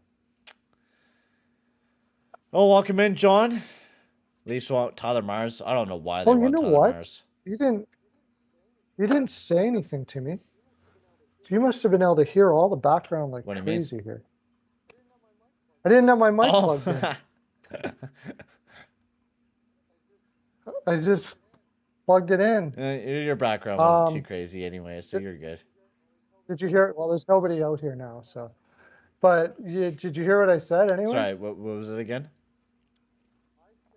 I said I think McDavid will resign. I heard that McDavid will resign and Draisaitl. But I don't think I'm not sure. But McDavid and Draisaitl are best friends, so I think they might just both sign. I don't know, man. I think that's why. I think they got to get some defense. I think that's subconsciously. I don't think it's consciously necessarily, but I think Draisaitl is kind of fed up with us having such a crappy defense every year. Like, he's just, do I have to be everything for this team? Really? You guys can't get defensemen? Now I got to go back and play defense and play offense. Like, not just come back normal defense. He has to come back and be a defenseman. Yeah, because we have no defenseman. We have That's what I'm defensemen saying. acting like forwards. Tarasenko has a handle of it. Nice shot from the point. That one blocked up. And now this one will be picked up by Ryan. Trying to flutter this one out of the zone. Trying to be slapped out by Devin Shore. Finally grabs a handle of it and shovels it out. I swear to God, once we're healthy and we have everyone back in the lineup, I swear, if I see Shore in the lineup, I swear, I will be in Edmonton and Holland will be seeing me at his door. Shore sends this one in deep. Yeah, he doesn't. He's not an NHL player at all. I don't get it. Yeah, he's the reach around guy now. He took the whatever. He took the lube from Barry.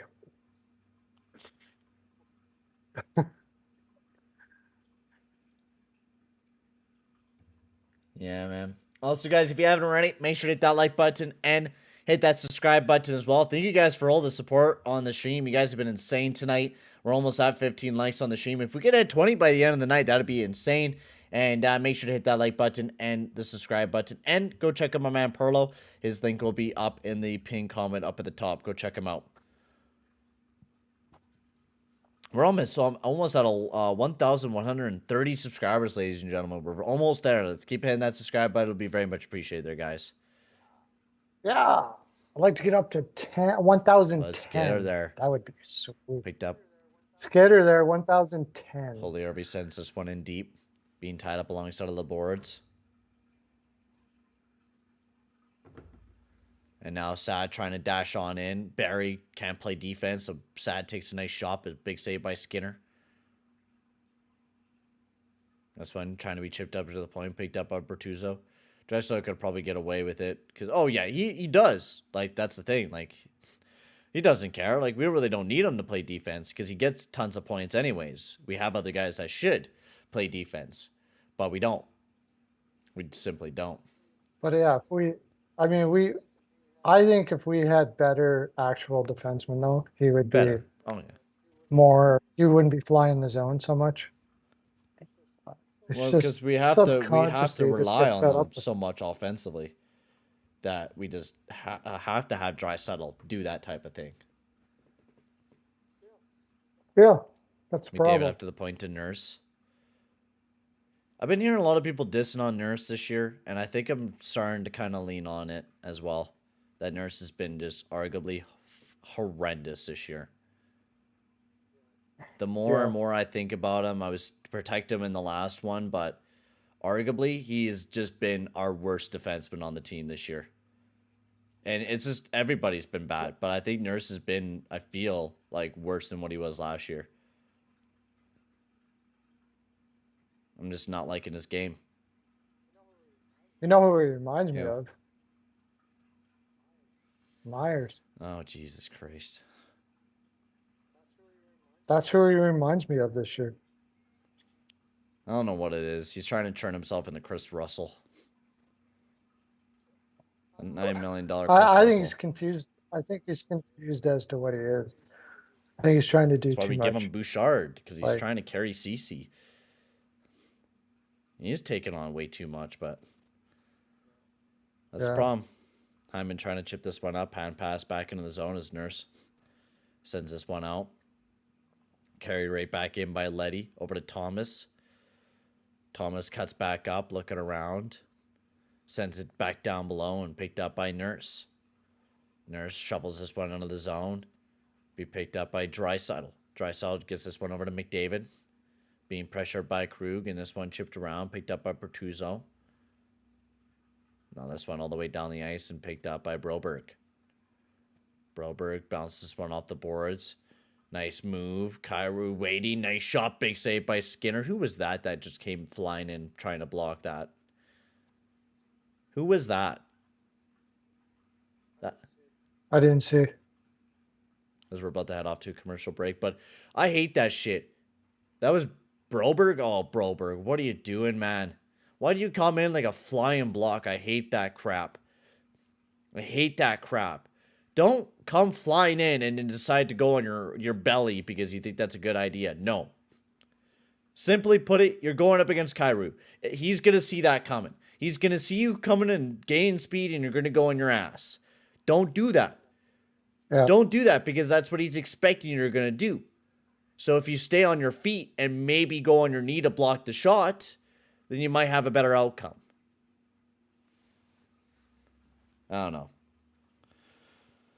Also, I made a deal fantasy-wise that I'll talk about right quick. I picked up James Reimer on my fantasy team for my keeper league.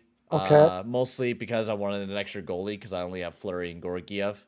Especially since Georgiev's been struggling recently, I get an extra W out of a goalie if need be, right? I don't really lose anything if I get a loss from a goalie, right? So I was like, if Reimer can win me a decent amount of games here and there, that's a W for me. So all I gave up was Isaiah Saville. I don't know if you know the guy. He's the Vegas Golden Knights prospect. He's having pretty high save percentage, like a really high save percentage in both, like at the ECHL and the AHL. But once again, it's a goalie. Who knows what's going to happen out of a goalie prospect? He's already in the ECHL. Yeah. It's kind of an odd. So, okay. Yeah, and then it was like a 4th-round pick that I had to give up for James Reimer. That's it. Oh, like a very long ahead future goalie prospect that maybe, who knows, it's a goalie, might turn out to be something. He has like a 932 save percentage and stuff, and then a 4th-round pick, and I was like, fuck it, if you want to take a goalie off my team, go ahead. I already got Samuel Janssen and some other goalies, so, and I get an extra goalie that I can use this year, so I'm cool. I really like Nurse, but at times he's pissing me off, falling down. I don't know why he's like, that's why I say he's acting like Chris Russell. He's trying to fail all over the place. But he's a terrible cop. Chris Russell knew how to block shots. I mean, no doubt about that. I mean, not that. But the problem is, the thing is you also take a look at the size advantage. Shots isn't all that. Nurse has a longer reach. He's bigger body. If he were to actually use his fucking body and his reach, he would be phenomenal. It's his anticipation that's not very good. He doesn't anticipate. That's why I was saying that his hockey IQ is garbage sometimes, man. Yeah. He doesn't anticipate to play well. And same as like Barry and him both are just absolutely horrible. I'd say Barry is worse, but they're both really bad. They don't anticipate to play well in the defensive zone, and that's really what defense is. Anticipating your play. Welcome in, Lucas, and welcome in, Chance. Welcome in, boys. I mean, we can make fun of the others all we want, but we've been playing quite well. But I think that's mostly because McDavid and Draisaitl. I think we're just going to be such an up and down team throughout this year because of those two guys that we're having to just rely so much on them. Levo. We're not that far above 500, man. Like no. If you've got we're 16 and 12. If you've got McDavid and Draisaitl, and have for a couple of years, it should be way better than what we are. A couple of games over 500 is not good. It's not. Nuge gets a handle of it. Yamamoto battling. Sends this one around. Yamar chips it up to the point to Nurse. As this one gets poked out of the zone. And having Yanmark up on the second line playing 17 minutes per game is not ideal. Can we start getting the Woodcroft chance going? No. This one gets sent all the way down the ice. Giving off to one of the Blues. Ryan O'Reilly has a handle of it. Tries to center it over to Levo. Josh Levo has a handle of it. Bounces up to the point. Surprisingly enough, I give it to the Blues. They actually haven't played that bad in the second period. I felt like we've been playing a lot more in our own zone than we have in the offensive zone. McDavid trying to carry this one up. Cuts back. Yeah. McDavid waiting. Gives off to Ceci. Ceci tries to shovel it on the net, but that one tipped over the blocker of Binnington. Nice shot by Nurse, but that one missed the net. Hyman trying to get it on the net. Trying to jam it home. I'm surprised Binnington hasn't given a knock to Hyman. Hyman's been crashing the net hard tonight. Now this one picked up by Nurse. Nurse trying to chip this one up. Over to Zach Hyman, who has a handle of it, being pressured by Leddy. As he takes a bit of a bump, but continues to move on. Over to McDavid. Over to Kulak, and he sends it down below, picked up by Hyman. I really thought we'd have more shots in this by this time of the game. 14-14. We haven't really gotten a lot of opportunities over the last little bit. We've been missing the net a ton. Minute 22 remaining in the second period of action. Is Bouchard carrying this one up over to Leon Draisaitl. Draisaitl, wonderful move in between the legs. As he has a handle of it, being pressured by Krug over to Holloway. I think that is. Up to the point to Bouchard. Over to Draisaitl, big bomb. The puck is still loose in front of the net as they try to get a handle of it. As Binnington finally swallows that one up and takes a stoppage of play with a minute 02 remaining.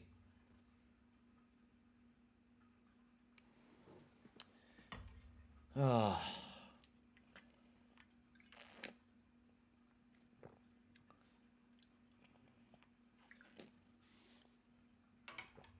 The surprising thing to me, too, from Woodcroft is why haven't we split up the McDavid-Draisaitl line in the past little bit? We've been, like, staying on this for a full week, and nothing's changed. It's crazy. We just got a penalty. Almost all of December. Oh, geez, of course we did. Your best buddy, Janmark. Janmark. Great job, you bum. I don't know if there was much he could do there, but I don't know. I didn't see how the whole play went. That's not a penalty. Yeah. We have McDavid on the penalty kill. Yeah, he's been killing penalties. Amazing. Oh yeah, he's incredible. We could talk a little bit about the Flyers and their rumors going on. I think that'd be a cool topic to talk about because, who knew that the Flyers were going to be bad and we're going to fire Fletcher? The rumors going on that that Tortorella's fed up with Hayes or something. I don't know. I haven't heard of that.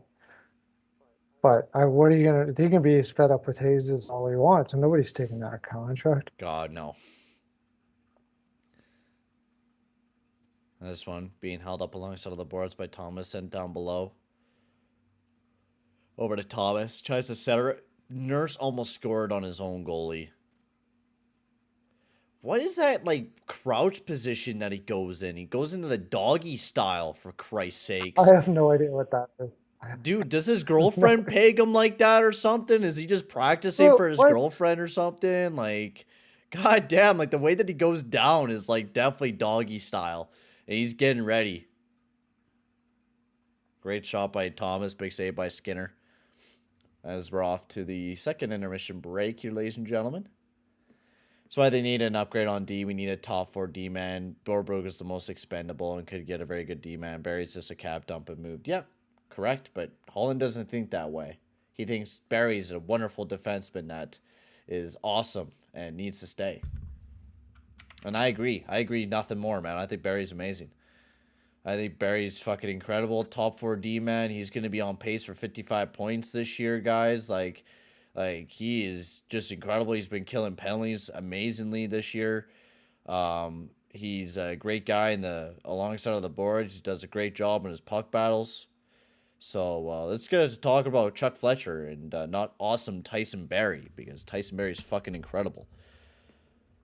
Yeah, Ovi had 800. I don't understand the rest of the language there, Mr. Russian man, but I do understand the 800, which we all know. Ovi hit 800 goals, which is incredible. But yeah, who knew that the Flyers were going to suck and that they were going to get rid of Mr. Chuck Fletcher and Bier, I've been hearing, as the new GM for the Flyers. Bier's going to take over. That's been talking over a while. I imagine, we were talking about that, Steele and I, that what's going to happen is that they're going to fire Fletcher, but not fire him. They're going to move him up to president. Oh, so nothing really changed then? No change? Well, barely. yeah. Well, he doesn't do anything there. He just gets the title finally, and that's it. He seems to be really good at appeasing sponsors. I think what he's really did, if you look at what he's really done, except for what's his name, the freaking defenseman there, Rusto? Kristalainen, yeah.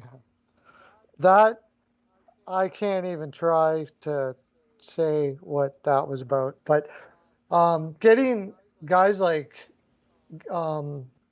getting injured players was a good idea if you're planning on a rebuild, like Ellis and guys like that. I think he knew that they were injured and it wasn't going to work out, right? So but he could get these players and he could tell the sponsors, look, don't worry about it. We're not rebuilding. We went out and got Ellis and all of this stuff like that. Atkinson's injured right now, guys. So hey, we're gonna be good. We're gonna be good in a little bit. But then when they sucked, he could go, well, Couturier's out and Ellis is out. Fucking Atkinson. We haven't been able to play him either, but Yeah. So he's trying to sell it that, with these unfortunate circumstances, we may, it may be best that we rebuild, or, he's trying to rebuild and appease the sponsorship at the same time. Chicago did it. That's what the Ballards were doing. They were rebuilding and not rebuilding. Like, most people that knew hockey knew they were rebuilding. You could tell by the moves they were making, right? And then until Crawford came, and then everybody in the room knew they were rebuilding as soon as they traded Crawford. And then they came out and said sheepishly, yeah, we've been kind of rebuilding for a while. But to appease this, I believe to appease sponsorship, they kind of try to let them down a little bit at a time. And I think that's what Chuck Fletcher was doing. I think that's what he's doing. But that doesn't Ristolainen, just that I don't know that. Whoever thought that was a good idea, whoever Risto was leaning on to say, oh, we're going to make him into a good defenseman or whatever, that person's got to be fired. Got to be fired. Horrible. There's no way you're making Ristolainen into a good defenseman. Notice when he does that, looks stupid. Sometimes it works, but most of the time when he flops on his belly or knees, it's a fail. Yeah, because he does it all the time. He thinks in his head that it's a good defensive play to do that, when honestly he's actually taken himself out of the play. Like, I almost want to do like a whole video documentary on like his bad defensive plays like that and how he does it constantly.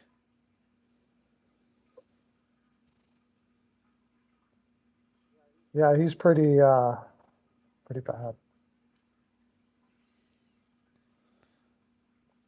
Vancouver, Horvat to Colorado for... What is these guys on, dude? What? What? Are you fucking... What is this guy on, dude? Whoa. Who said that? Oh, my God. Just some rant. Oh, hang on. He's actually verified. Hang on, let me... Comic book. Oh, Hockey Net. Okay, he's not. He's not verified. Twitter or what? He's just Twitter blue. Anyways, so the guy says Vancouver trades. This is all his Vancouver trades. Horvat to Colorado for Braham, Newhook, and a first. And then wait for it. Okay. Wait for it. Besser, Stillman, a 3rd round pick to New Jersey. Wait for it. For Severson, Holtz, and a 2nd round pick, which Vancouver retains 50%. Wait for it. We're not even there yet. We're not even at the best one. Luke Shed. Oh, God, I don't want to know. I don't want to know. Oh, my God. If it's anything over a 4th round pick. It's even better than Toronto for a 1st round pick, buddy, this year. Oh, woo! Yeah. I don't know, man. Somebody's probably stupid enough to do it. I mean, Zito is I thought he was one of the smartest guys in the land, and he gave up, what, a 1st and a 2nd for Sherrod? What was that? Oh, my God, yeah. So, God. Walk him in. Darcy, yeah, they just got to stop taking penalties. We take way too many. Could blame the refs on a few of them, though. That's for sure. They haven't been amazing. There's no way they're giving up Newhook for Horvat. Oh, my God. What? Just Bryant and Newhook. And then the guy says, there was a guy that commented back. He was like, insane overpay from Colorado. I do not agree. Horvat will bring back a haul. Dude, fuck off. Horvat hasn't been jack shit until this year. Where are people finding this? Like, who do you think you are? Who was Horvat, man, this entire time? What, 52 points in 70 games, 39 and 56? Do we really think that this is a guy that deserves to be overpaid by Brian Newhook and a first? Like, no. I'm sorry. I don't think Colorado's giving up Horvat, but I do agree with them that probably somebody's going to overpay for him. Dude, no doubt. I do agree with that. But people are going to pay. Like, it's not going to be good. Colorado, not Joe Sakic. Joe Sakic ain't doing Whoever that, overpays no for Bo Horvat, they're going to be in for a fact that he's having a very high percentage year. This is a year that we have seen many players do before and then flunk the next year. And this is going to be one of those players. Easily going to be one of those players. Yeah, it could be. I mean, I think so, man. Yeah. Horvat's one of those guys. I did a Horvat. By the way, if you guys are wanting, sub up to my channel, anybody. We've got 39 people here. There's a link in the bio that's my channel too. Yeah, up in the Just pin hit comment. it and sub up to me. I did a Horvat trade video like a long time ago. I do trade videos months before people actually start talking about the person getting traded. Always. Like, I had Horvat being traded before the season even started. As soon as they signed Miller, and it wasn't just me, Payton and I both knew Horvat's not going to be there anymore. You're not going to keep Horvat and Miller in the same barn, man. There's no way. Those are two opposite personalities. If you sign Miller, you want the arrogant a-hole as your captain, okay? And that's what you got. So you take it. That's what you want. He's the kind of guy that yells at everybody and keeps people accountable. Sometimes that can be good. Sometimes you're just an annoying jerk. Mm-hmm. I think the latter is the same is for Miller. I personally would take Horvat. I don't know what he's asking for, though. If he's asking for $8 or $9 million. Also, can we please talk about how the Vancouver Canucks didn't look at their books at all for this upcoming season? And it seems like Horvat is guaranteed that he's going to be leaving Vancouver this year, which for sure. I think is horrible because Miller, he's not a leadership guy. You know who is? Horvat. I think Horvat could have got a Nuge type of contract and would have been a guy to keep on your second line. You know, you have a great player in Pettersson. Why did you need to re-sign Miller to that horrible $8 million deal when you had Horvat, who's having a career year? You should have signed him way back to that extension where you could have got him at $5 million, right? It was rumored at the season that you could have gotten him to that. It's only sending a sign to your captain that, hey, we don't really fucking like you, so we're going to keep Miller instead. That's a horrible sign to send to your leader. And it's a horrible sign to throw to the rest of your team that, hey, we're just going to be willing to throw out our captain out the door because we got a new guy that'll be a big guy. You better hope they like the new guy. That's all I got to say about that. You know, like, but you're right. I agree with you totally that, you know, I think you're very accurate in saying that when you made that move, you made it an awkward situation right away. Yeah, because it's basic mathematics. There's no cap. Right away. There's no cap to next year. Yeah, there's no. I know Puljujärvi's having a bad year, but I'm sure there's more than one team that could use him. Oh, many teams. I think every team in the NHL should probably use him, but there's just a lot of teams that don't need wingers right now, and we need wingers. That's why we should be keeping him, and hopefully that he can we can help develop his game. There's going to be teams out there that are analytically driven that are going to pick him up for nothing, and like the Florida Panthers. I could see them. I could see Carolina. I could definitely see. I just don't. Like, but the thing is, they don't need wingers. They don't need wingers in Carolina. But you know, like legit, this team is getting no cap relief going into the next year. The only cap that they're going to have is the 5.5 for Bo Horvat, and that's it. Yeah, and the thing is they're you're losing Besser to take back. Yeah, and then you're losing Besser. Like from what we've been hearing, he might be gone. So now you don't have either of those guys. You're playing Lazar up in your top line with Miller and Horvat. Kuzmenko, he's not joining. He's not coming back to the team next year. Hell no. With the year he's having, he's not signing back. I don't see it. You think I don't see it. that would be unbelievable if he didn't, Dude, eh?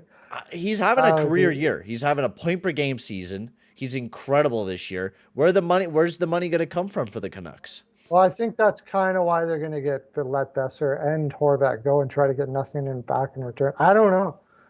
But, I mean, for the sake of keeping Kuzmenko, I wouldn't have signed Miller. That's the thing. Again, dude, this is why it gives me an aneurysm because it actually makes me so cranky. I'm not even a fan of the Canucks, but it makes me so cranky that they re-signed Miller and thought that was a good idea, signing a 30-year-old guy when they have Kuzmenko at 26, who's having an insane year, and you can't predict what's going to happen. But why? But we didn't know. You know what? Actually, you know who was talking about? He had a Grav had a hot take. You know what his hot take was on his channel? The Canucks should do a full rebuild. Yeah. Gravitaire? Well, they should, but they're not. No, because it's a Canadian team. Canadian teams don't rebuild. Unless they're the Oilers. I mean, I don't even think they need to, but they got to find a way to get actual defensemen. But we got to give him. Bear was a good move. That was a nice pickup. Philly's not bad. Columbus, Chicago. Yeah, all teams that are rebuilding. I mean, any team could probably use the guy. He's a pretty good player. Kuzmenko. Oh, Kuzmenko would have been an amazing player to have for the Canucks or for the Oilers. Would have loved to have him.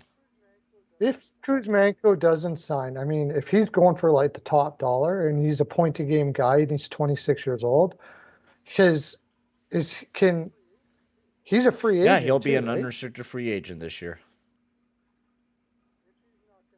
If he's not going to sign with Vancouver and he's looking for the money, for sure. His analytics are insane, bruh. He plays great even defensively, this guy, dude. Mm-hmm. Well, I know. I don't need to know. Look at his his expected offense and expected defense is actually not amazing, but that's a very small sample size again. But his finishing, his offensive numbers have been incredible. Incredible. Who's gonna have the? But you gotta be thinking he's gonna get like a Mason Marshman type of contract, like 4, maybe 5 mil. So if you get Besser and those guys out, you could probably see him come back. But is he really gonna want to join back? Right? Is Kuzmenko really want to come back to Vancouver? That's the question. I don't know if he chose there. I think he may. For whatever reason. I don't know why the reasons were that he chose Vancouver. So, but I mean, somebody might go through the roof for him. 26-year-old point-a-game player that plays as well as he does defensively. He's okay. Some bottom dweller. But he plays well enough. He plays better than a lot of players that don't put up a point a game play defensively. You know what I mean? I honestly, Darcy, I wouldn't mind seeing Garland in an Oilers jersey if we didn't have Yamamoto in an Oilers jersey. Yeah, they can have Yamamoto back. If we do a swap, that'll work. I don't think 2 small players on a team would work. I think Connor Garland plays way better than Yamo. I would rather take Garland all day. Yeah, sure. Okay. All right, yeah, I'm going to be right back. Well, I'm just going to go to the bathroom. I'll be right back.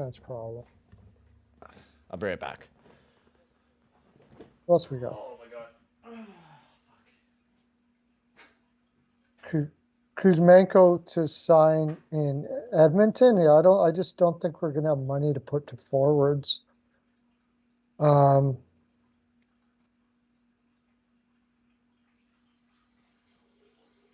I wonder if I think like Anaheim. I think Montreal. That would be my guess. Montreal's got a lot of money coming off the books next year. It seems like something Gorton would do for sure. For sure. If he's willing to go to Montreal, let's see, what do they got coming? I bet you that's who it would be.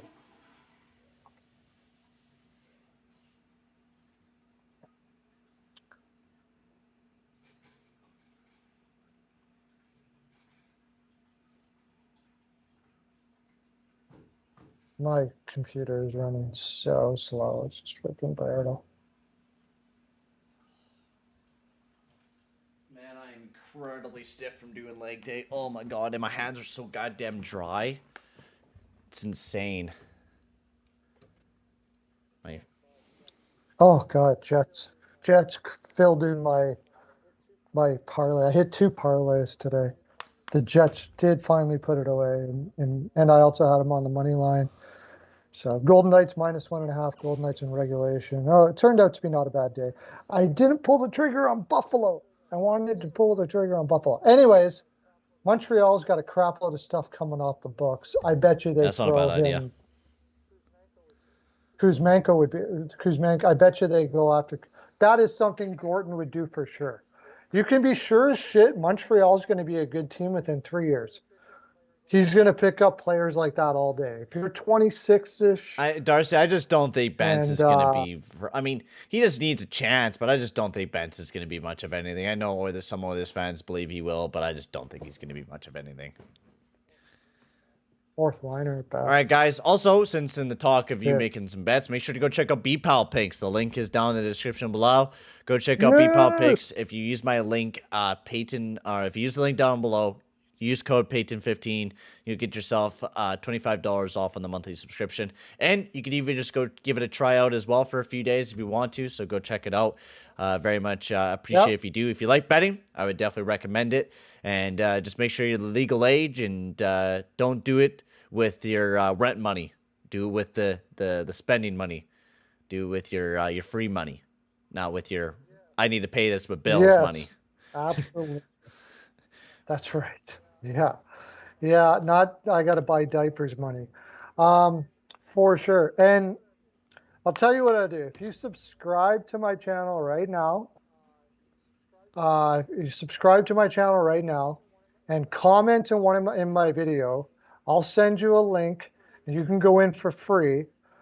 But remember that you're doing so once you make all your monies, you say Payton 15, yeah, right? Payton 15, yeah.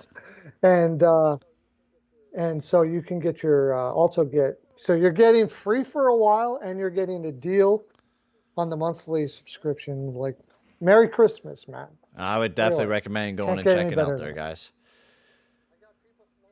I got people flowing over there for full price all the time. So you're getting a sweet deal here.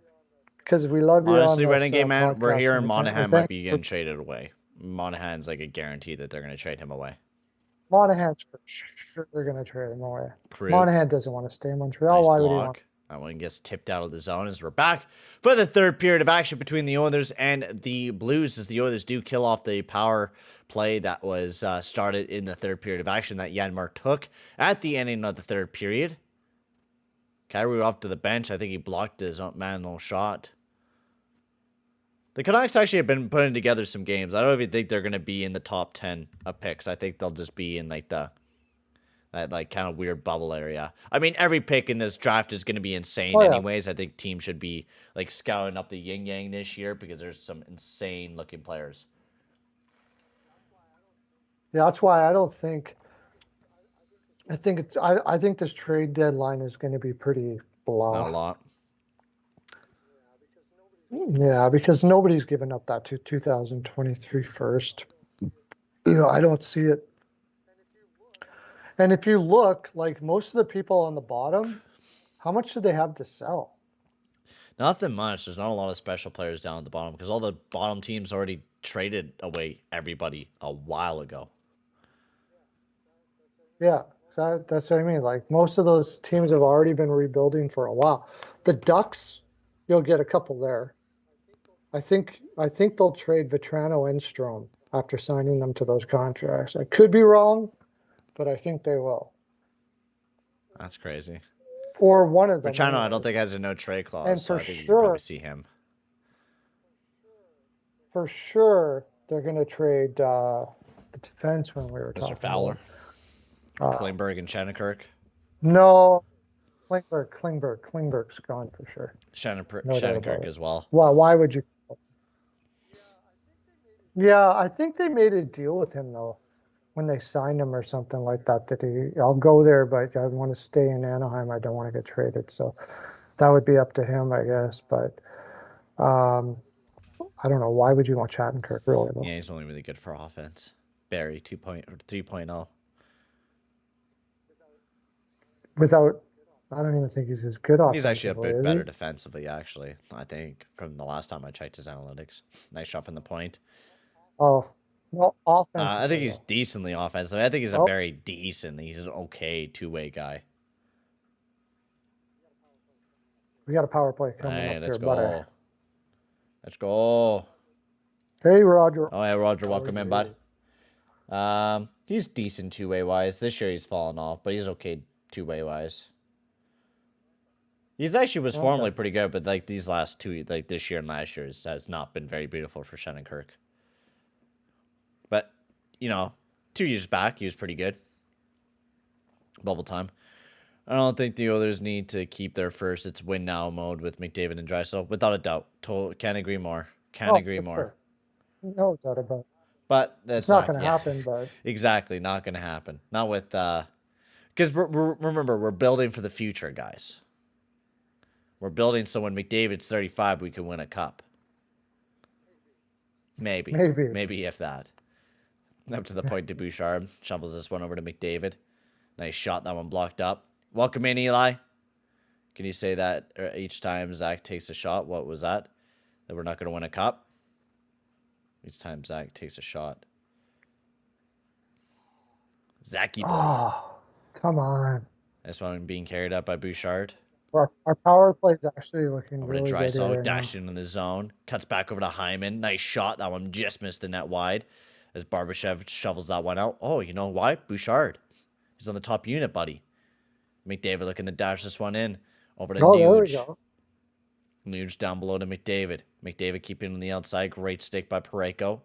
Up to the point to Bouchard. Shovels this one over to Nuge. Nice shot from Nuge. That one just missed the net wide. McDavid has it again. Up at the point. Makes a nice cut in. Tried to get over to Drysdale. Picked up. Nice shot. Big save by Binnington. Almost thought that one in the back of the net. Great opportunities. This one rifled all the way down the ice. I have a parlay. I need Hyman to have 2 more shots. Well, I think he... Well, no, he missed the net, so... He might. The second unit's out now, so... Barry trying to carry this one up. Whips this one over to the Nurse, who sends it deep into the zone. We're the worst dump and chase team ever, but we keep it in the zone. Barry, Holloway, back over to Barry. This one sent over to the Nurse. Nurse gets it over to Barry as he's looking around. Gets it down to Nurse. Nice chance. That one slapped away. A nice snake by Binnington, who snakes it out of midair with 22 seconds remaining on the power play. Our second power play unit's on, so the power play is over. We're looking a lot better, I could say. A lot better than what we were in the second period. Second period. Oh, yeah. Yeah. Second period was dreadful. Even then, by analytics, it doesn't even look like we had that bad of a second. Like, we weren't terrible. No, St. Louis No, wasn't St. great. Louis just in general hasn't We been weren't amazing. good. Like, I think we played okay in the second period, but like, we should be crushing St. Louis the way they're playing right now. and We should we absolutely be are crushing. just not by scoring 15 billion goals.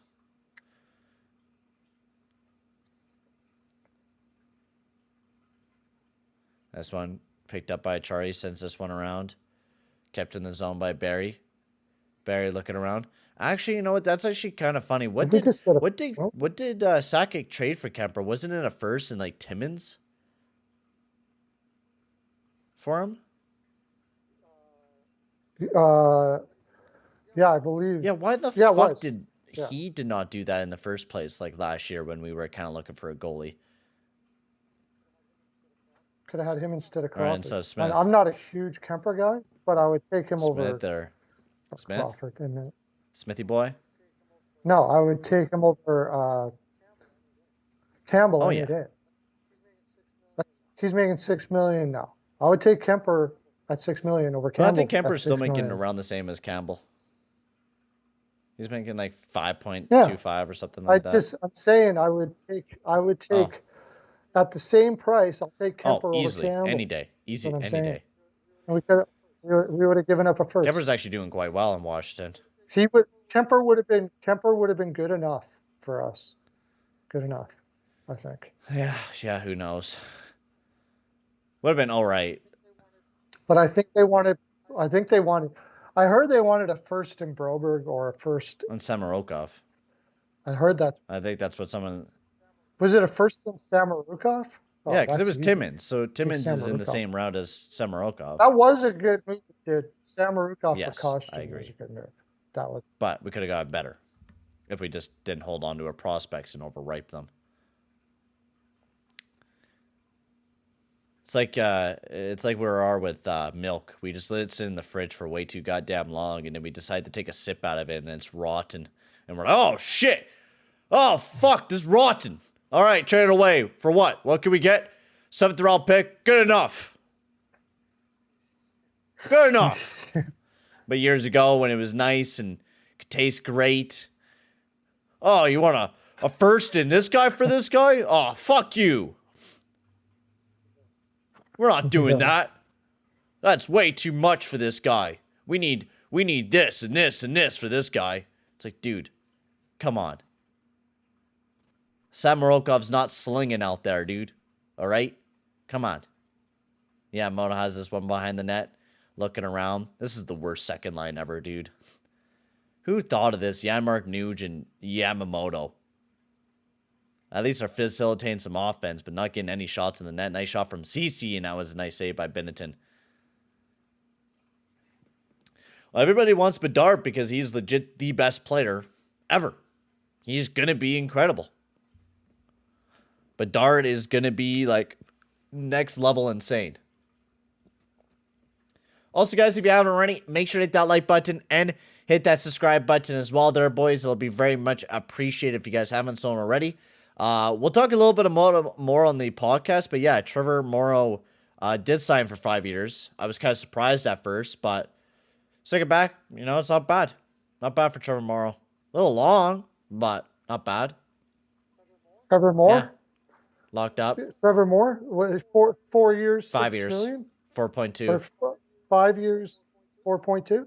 That's all right. It's not terrible. Oh, good two-way guy. Good on the special teams. Yeah, it's great on special teams. Has offense. Good utility guy. Can play all over your lineup. Yeah, Yo, I don't mind. Ruzicka, also for the Flames. I was dissing on him when we were doing games a while back, but Ruzicka, amazing, dude. Yeah, he's looking good. Holy shit, is he ever looking good? Yeah, I've liked him for a while. I kind of talked about him when I was wondering why they kept on sending him down all the time. I didn't know what his analytics were, but I liked what I saw when I saw him.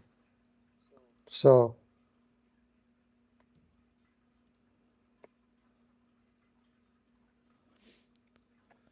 As we were just waiting back to get back from commercial break. Yeah, dude. Trevor Morrow was like the biggest surprise ever, man. I was never expecting Trevor Morrow to be anything but like a third, fourth line guy that goes out there, hits bodies and stuff like that. I was never expecting Trevor Morrow to be what he is right now. Eh? Undrafted, kid coming out of Toronto, or like mostly in America, but you never expected this guy to be what he is right now. And being producing like the points that he is. So when I was seeing him in Toronto, I was like, oh, this guy's like a third, fourth line guy at best. Morrow? Yeah, Morrow. Yeah. Yeah. I don't know. I always liked the guy. He's worked at his game a lot. That's for sure. Morrow and 2/3 got traded to LA for Jack Campbell. Oof. Rough. Yeah, Mono gets this one of a nude. He cuts back. Yeah, he's from California, yeah. So it's his hometown, so why not sign with your hometown? This one, Levo has a handle of it. 13:07 remaining, trying to get this one out. Picked up by Size. He's carrying this one into the zone. Nice stick. Is this one picked right back up by Kulak? Kulak waits as the Oilers go for a little bit of a line change. Yeah, as long as Chicago doesn't get Bedard, I'll be happy. I think... Why do you not want Chicago to get it? Chicago does not deserve to get Bedard. Great move by Hyman. After all this shit that they just went through, I don't want Bedard to go there. I'd rather him go somewhere else. Yeah, I think it's going to be, well, it's going to be Arizona's fading Right? fast. Chicago is going to be a bad And, team for a long and time. I think Anaheim. Bedard, let's not have Bedard go there. They got no prospects there. It'd be better off if we went to Anaheim or Montreal or something that actually has like a prospect system going. Great chance. I'm going to McDavid, but bobbled the chance. Nurse sends it down below. But even, I mean, if it's not Bedard, it's going to be Fantilli. Yeah, I don't care. I don't care about the other guys. Fuck the other guys. Bedard, just don't want him going to Chicago. Anaheim would be sick. Anaheim would be sick. And Bedard is the top two. Fuck me as an Oilers fan because we're fucked. We're fucked. Yeah. Zegers and freaking Bedard as your top two. Holy crap. They just got to build a defense. That would be insane. Good luck, McDavid, Draisaitl. Welcome my two new favorite parents and Bedard and Zegers. Yeah, so the Oilers are doing that trap. We're done. There's no way we're gonna hold this over to lead Derek playing Ryan. like He gets this. stuffed up. We'll never learn. We'll never learn. Funny enough, I actually been playing franchise mode with the Ducks. I didn't get Bedard in this one. I did get I don't know if you guys know the guy Braden Yager. Yeah. Oh yeah. He's top. Look like a top 5 pick. pick. So I got him in the draft, and won the cup with Zegras, McTavish, and Yager, with Terry and Tage Thompson, and I got a stacked team with Shea Theodore back with the Ducks, and Jamie Drysdale, with Dostal and Sogard as our goalies. Dostal carrying us to the dub. Nice shot from the point, big save by Skinner.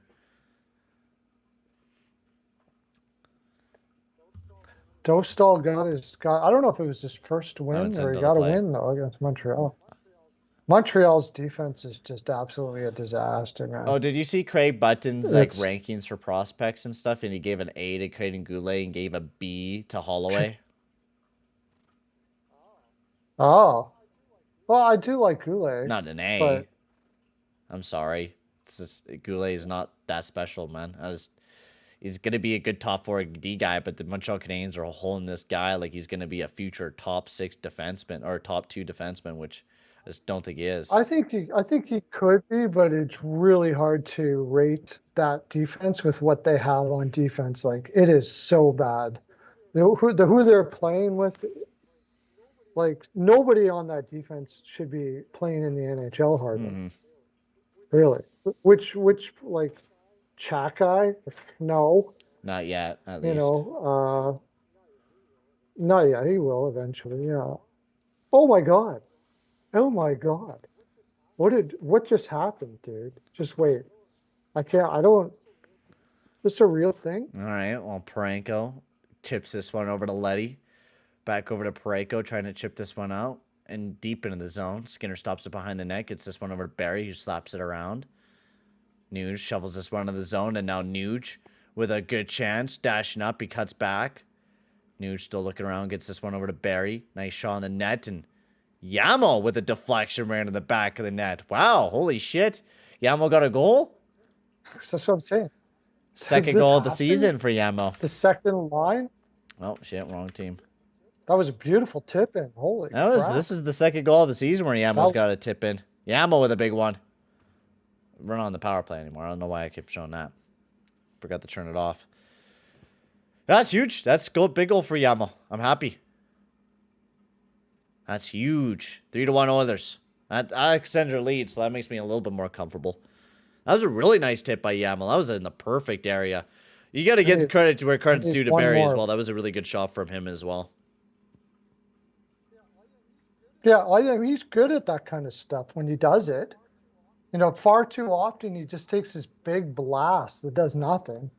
But if he actually just takes the time to place it he's actually pretty good at it. He just doesn't do it enough. Because someone probably told him that his slap shot's amazing, and he probably got that big dick energy and was like, "Oh man, my slap shot's amazing. Oh, I'll start throwing it all the time." Coach is telling him to use that. Well, probably more than anything. This one gets chipped into the zone, picked up by Krug. I still think that second line was useless the majority of the night, though, so still doesn't make me any more happy than what I am. But 3-1 lead for the Oilers, that makes me quite happy. Well, for about maybe 10 more seconds. For fuck's sakes. Jesus Christ.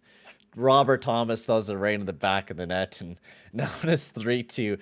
I shouldn't have said fucking jack shit, man. God fucking damn it. That was the worst fucking time ever, too. I was saying it, and Robert Thomas threw it right in the back of the net. I was like, oh, at least we have a 2-goal lead. Oh, Thomas scores. See, I just don't get why we keep pairing Broberg and Bouchard together. Broberg took himself out of the play. No one was covering Thomas. He was left wide open. You know that 3-2 lead for the Oilers with 8 minutes left. Overtime, baby. Cannot wait. I was planning on going to bed early, but I guess I'm going to have to change that plan. Ooh, almost already. Let's hope it's overtime. I want a point at least. I want to win, though. Dub would be nice. Thomas cuts back up, looking around, sends it down below, picked up by Barbashev. Barbashev chips it down below. McDavid trying to chip this one out. McDavid battling. Kyrou trying to flip this one over. Nice shot from Barbashev, which that one gets sent way out of play with 8 minutes remaining in the third period of action. I would love the Coyotes to win the Bedard sweepstakes just to see the outrage from fans crying about it. That would be pretty funny.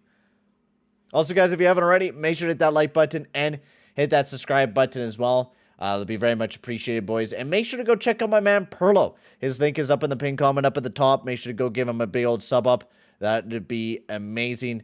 And, yeah, guys, we're almost near 30 likes on the stream. Or 20 likes on the stream, I mean. So if we get it 20 likes on the stream, that would be incredible. Welcome in, Lauren. Welcome in. The Ducks shouldn't bother making trades. We should focus on canning Dallas Eakins. No, you're a rebuilding team. You're perfectly doing what you guys are supposed to be doing, tanking. And Eakins is helping that a little bit right now. He's just getting the team ready. Should have been doing a long ago. How would I feel if the Ducks got Bedard? I'd be fucked, but I'd be hella happy about them getting it, because why not? Oh, it'd be just fun to watch.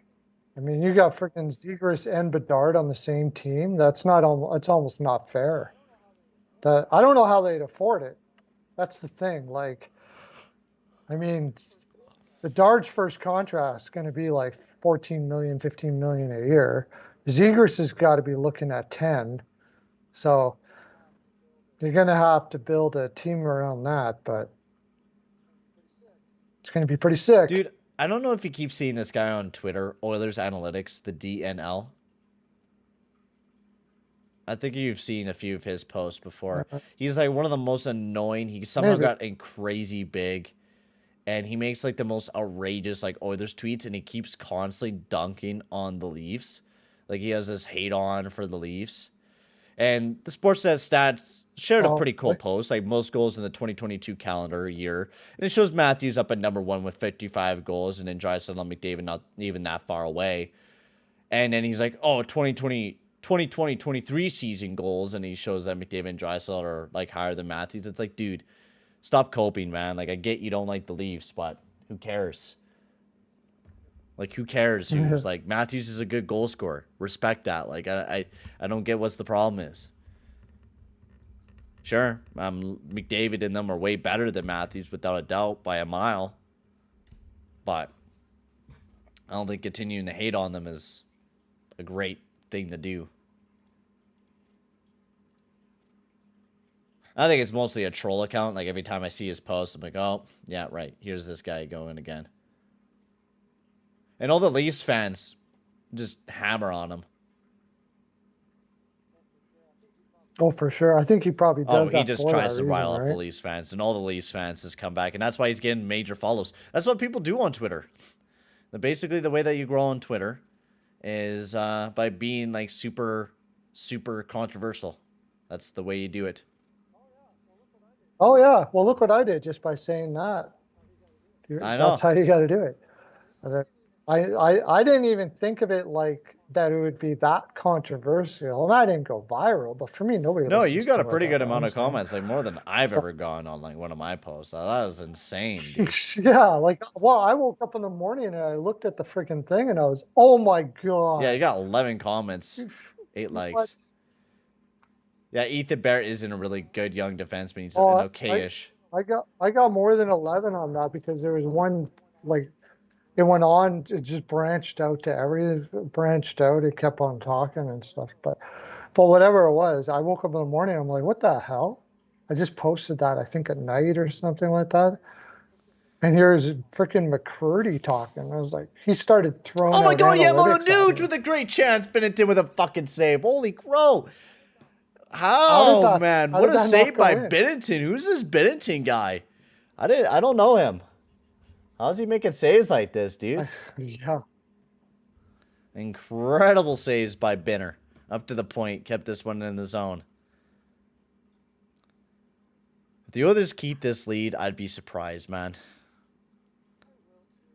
I will too, but I'm hoping they do. I need a empty netter and I'm Oilers to praying so win. hard we got this. McDavid trying to get this one out. Nice shot. That one just missed the net wide. Trying to chip it up to the point. Turned over by Janmark. I just hope we don't have very much stoppages to play because I would like to go and do some dishes and eat some more food. McDavid, what a wonderful move riding right into Binnington.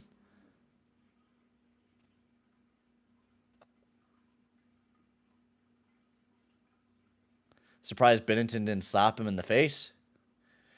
Dude, are you surprised by Binnington not having a fucking violent outcry tonight? Like, Hyman's been hard to the net. McDavid just flew right into him. I think he's been read the riot act by Berube there pretty hard. Did Berube slap him or something? It's close, about as good as you can verbally. I think he was pretty fed up. He doesn't talk about players publicly ever, and he publicly said, "Yeah, he's just got to shut up and stop pucks." That's what he said. Did you hear that? Yeah, did that? I talked about it a little bit in my podcast, and I was like, Binnington definitely needs to start just playing the game of hockey instead of beaking at everyone. If you're stopping pucks like Patrick Waugh, then you can man. do Patrick Waugh shit. Then you can do Patrick Waugh shit. Patrick Waugh used to do that stuff constantly, all the time. But what are you going to say? He's the best. He was the best in the game at the time, except for Dominic Hasek. But yeah, he won 3 cups, and I know Binnington's won 1, but he's not stopping now. So if you're not stopping, you better keep your trap shut. I mean, you can be a great goalie for a year, but if you're shit the rest of your career, you're gonna be shit. You're gonna be known as the goalie who won 1 cup and was shit the rest of the way. Yeah, which was almost Murray. But also, to note, Barry's had a 3-point night tonight.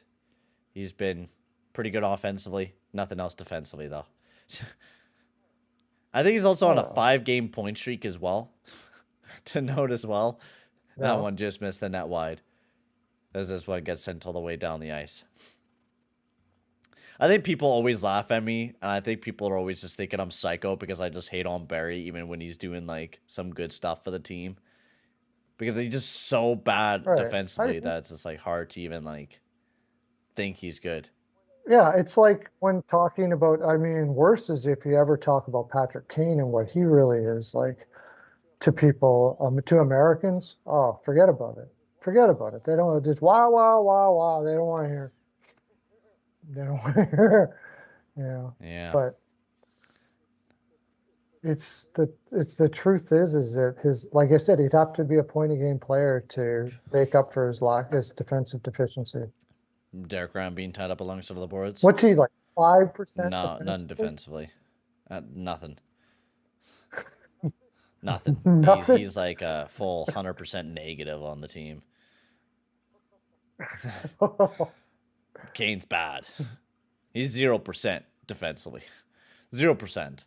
There's no negatives in the analytics community, but there is 0%. 0% is pretty fucking bad. Yeah. If there was he would be there. He would be it. Kane and Barry would be the only guys down there, alongside of Reeves, who's Great. He has great reach around numbers, but that's really about it for Reeves. His expected reach rounds per night is pretty high up there, I would have to say. He gets about like 10 he has an expected 10 reach arounds per night. And he finishes off a pretty good amount of them. He's 100% in the finishing category. He's got 100% shooting rate. Oh my god. He's got 100% oh my god. Rate. And his expected reach arounds to shooting rate is 100%. God damn, man. Man. If you guys are new to the stream, we talk about reach arounds all the time. And reach around players are basically the players that play absolutely atrocious on the ice, but somehow continue to play hockey and are basically just leadership guys. And so reach arounds means, we all know reach arounds mean a little jerk. If you don't know, well, just Google reach around and you'll figure out. Yeah. Maybe not. You might see some bad pictures. That's what I mean. Man, every time we see a fucking player now, I'm gonna be like, man, Devin Shore's expected reach around per minute is about fucking three per night. You got to be hitting that. Yeah. But Reeves, like, have you ever seen the videos of what him in the room? Oh yeah, he's a massive pump up guy. He just pumps everybody up and freaking, and it seems to have helped Minnesota that way. Like, the guy's gonna be a coach or something after it's all over, right? I would have to think. I don't know, but it is pretty cool what he does. I have to say, no doubt about that. But it's not worth it. Like, he does absolutely nothing on the ice. That one big hit. But, what big hits are cool, but if you're not doing anything else, like, he does nothing. Nothing. Besides that, not just one big hit. He hits a lot. Oh. If he catches up to you. We're back from a commercial break. That was quick and sudden from Sportsnet. We are back in the game. Oh, I don't think Binnington would be slapping Berube, right? That would not be pretty for Binnington. Oh my god! Berube, do you think Campbell? Even that Berube. I think Berube would. Honestly, from what it looks like right now, we're giving the full reins to Skinner. You do it back to back, and you gave this one start to Campbell, and now you give it right back to Skinner. Skinner is the starter until Campbell can really prove himself. Yeah, well, or Skinner doesn't prove himself. Yeah, that's kind of scary. That's kind of scary to think. Welcome in, Eastern. Welcome in, bud. Love the advertising, man, but don't come advertising in anybody else's stream, my man. That's my one tip. I got told that like a long time ago, my man. My one tip is don't ask for shoutouts from other people during their streams. Don't try to suck other people's out, my viewers to your stream. I get you're on the grind and stuff like that, but you cannot be doing that. Give me a comment or something like that. Say me that you have a channel or whatever like that. I might be able to give you a shout out. But I did that once, and it's not a very cool thing to do because you're talking to someone else's community in chat. They don't want to be hearing other people's advertisements. But if you go into a stream or even in a comment section, you'd be like, oh, I have a YouTube channel, I do streams and such. I might be inclined to check you out and then shout you out just naturally. Yeah. Yeah, I'm pretty liberal with that because I know. Oh, yeah, it's very hard to grow. To get people, but I'm not kind of a jerk about it or whatever. It is. It is hard to grow. It is. It's hard to grow. And if I will check you out, and if I like you, I'll shout you out. I think there's plenty enough people out there to go around to watch. That's why I say. But if I don't shout you out, it's simply because I don't like whatever you're doing. That doesn't mean that what you're doing is not good. There's guys that are really popular out there, and I'm just not a fan of it. Eastern, so give a like or subscribe on the channel. We'll check you out, man, and like maybe one of our next streams or whatever, we'll give you a shout out or something. If you're a Blues fan, go check them out. But see, that's the thing. Like my tip, just like if you go into someone's chat, just say, hey, you know, I do streams and stuff like that. I do videos. You know, it's kind of hard to grind. If you can, you know, give me any pointers or whatever it may be, or if anybody wants to come and subscribe, kind of do it that way. I get it, it's very hard to fucking grow. Probably play by playing. I used to do it all the time. I used to jump in other people's chats until someone told me to fuck right off and don't do that. Which is understandable because you don't want to totally do it.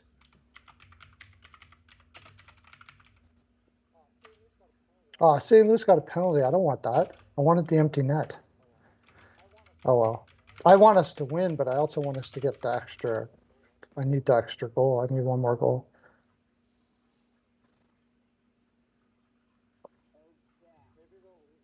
Maybe they'll leave the net empty anyways.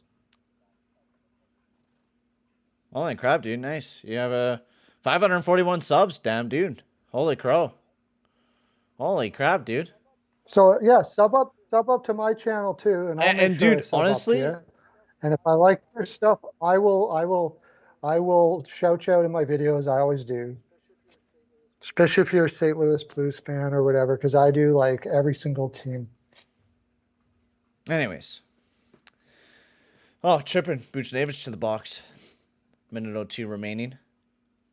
Power play for the Oilers. But it'll come. If you keep doing streams for the Blues, it'll come.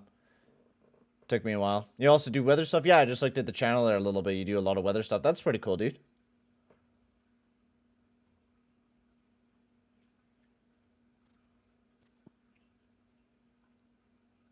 Well, keep up the grind. It's always fun to make videos. You're almost near a pretty good amount of subs, so that's awesome, dude.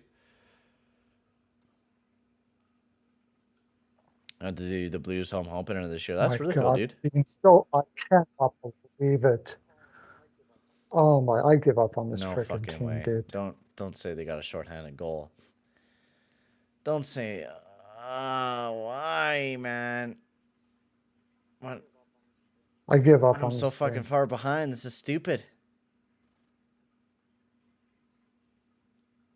Oh, what did Nurse do? You should see what happened leading up to this. What's going on? My God.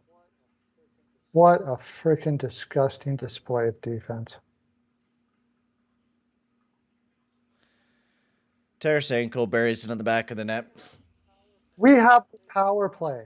They pulled the goal. So it was 5-on-5. All we needed was an empty net goal. 5-on-5. I'll never bet on this team again, ever. I cannot believe this. What a freaking joke. I'm just watching on Sportsnet now. I'm just far behind. What is going on, man? What was Nurse doing? I have no idea.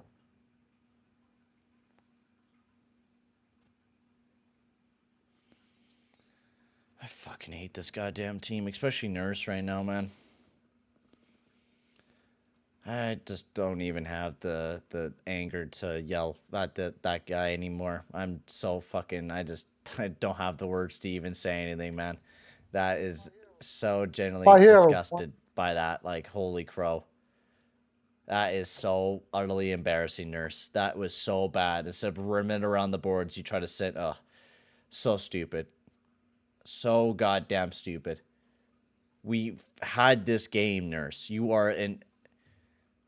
I'm not even gonna get angry. I'm not even gonna get angry. I'm fucking... not getting angry.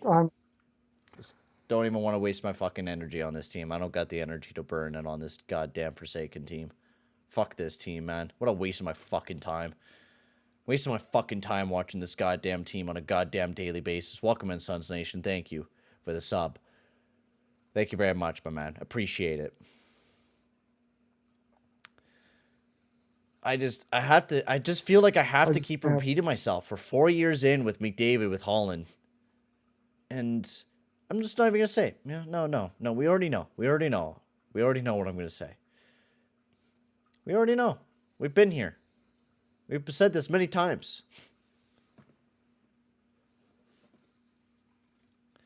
You know what? Spectre's going to find some way to blame Puljujärvi, though, with that one. That's Puljujärvi's fault. Did you know, Perlo? That wasn't Nurse, actually. That was Puljujärvi. I'm tweeting, how can anybody say we have an adequate defense? By that, I mean our defensemen are adequate. Specifically. Yeah, I don't know what Nurse was doing there. I don't know what the hell Nurse was doing. Absolutely. The good thing is at least they can score now. I have team total over 3.5. I think they can welcome in, Danny Stu. Jack, welcome in. Oilers in regulation, they lose with 19 honestly, seconds I'd bench when fucking Nurse.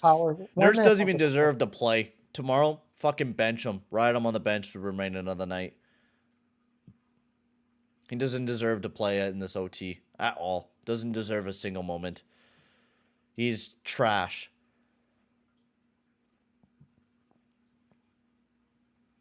Yeah, as you can see, Puljujärvi was on the bench and not back checking. Yeah, it was all Puljujärvi's fault in that one goal. Yeah, because he wasn't there to receive that breakout pass. That's why, you know, it's all Puljujärvi's fault. Skinner chips this one over to McDavid. We're here in OT. Everybody knows it's going to Draisaitl on that corner. Looking around. Like, why do they keep on going the same thing every time? They don't do anything new. It's like... Again? 3 times now. They tried to get over to Draisaitl, back down below to Nuge. It's like you do the same position with your girl all the time, like the missionary one. This is how it is for the Oilers. The same old boring shit. McDavid over to Draisaitl, once again missed the net wide.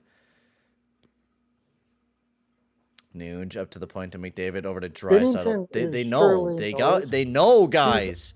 He's over to that. He's over to that corner before it even comes off a stick. He knows exactly where it's going. There again.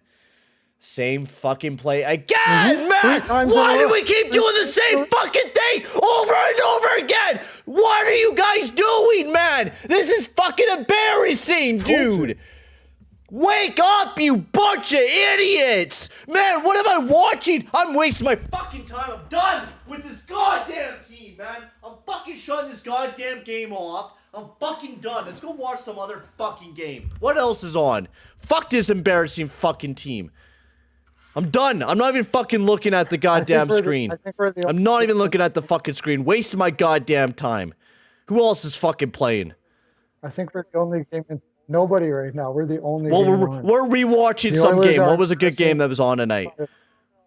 Oh no! All right, we'll watch the fucking few last seconds of that game when we already know who's gonna win. I don't fucking care. We'll watch that. It's better to watch the last fucking 5 seconds of that game than watch this one. Fucking embarrassing this Oilers team is, man. Embarrassing this Oilers team is, dude. Fucking horrible, dude. John, I will cry about it, dude. My team is horrible. I will cry. Suck my ass.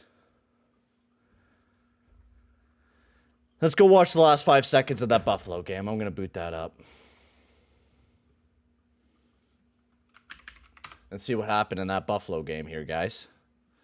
Because I'm done watching this goddamn team. Sportsnet now. Welcome in, Jack. You got the parlay on the team? Oh, we scored. I don't care. Fuck this team. We did. I don't fucking care. The last few 30 seconds remaining in this Buffalo. That's icing on the play on the Colorado game here. As Bednar calling over to Georgiev to pull the goalie. It is 4-2 Buffalo. I'm not even going to watch the goal. I'm not even looking at the game right now, dude. I am not even paying attention to the fucking goal that's about to happen. I don't give a fuck, dude. I don't give a fuck. I don't care who won. Picked up by Taves over to McCarr. Big bomb from the point. That one just missed the net wide. This one trying to be chipped out of the zone all the way down the ice. Oh, no. They're challenging. That's why I'm not watching it. Dude, this is the best 19 seconds to watch, man. Watch the Avs Buffalo game, everyone. Everyone tune in. Welcome in, Jake. Welcome everyone in the stream. This is ridiculous. It looks like the Oilers won. I don't know. I'm not watching the game right now, so they're saying that they won. Oh, I think they might as well challenge. McCarr, big bomb for the point. Nice save. Oh, that was a nice rebound. Great opportunity for the Avs. This one over. Oh my God, that one just missed the net. Oh, this is so much better than the Oilers game. Tage Thompson sends it all the way down the ice. That one blocked up. And that'll be the end of the game between the Buffalo Sabres and the Avs. 4-2. What happened here? What happened? Are they saying it was offside? Oh yeah, he was on. He might have been. All right. Himself. All right. So guys, we are gonna be reviewing the whole entire game between the Avs and Buffalo Sabres. We're gonna be starting from the start of the game. Oh no, it's not offside. Oh, it's not. Dude. I don't know. I don't know how that works, because he didn't. Yeah, it was offside. Never mind. Let me see. Yeah, that's offside. That's offside. Because he didn't take the puck in. He lost possession of the puck while his skates went over the blue line. It's offside. Awesome. Yeah. We celebrate like it's fucking, we just won the cup. All right, guys. So we got the Buffalo Sabres Avs game. I'm rewatching it right now. Yeah, I'm rewatching the entire game because fuck wasting my goddamn time. Oh, man. Oh, yeah, so it is no goal, eh? Yeah, see what I mean? See, guys, what do I mean? It's a waste of fucking time to watch this game, boys. Like I said. It's a goal? Okay. No, yeah, it's no goal. Okay, what I thought. But. All right, well, let's get back to watching the Colorado-Buffalo game here.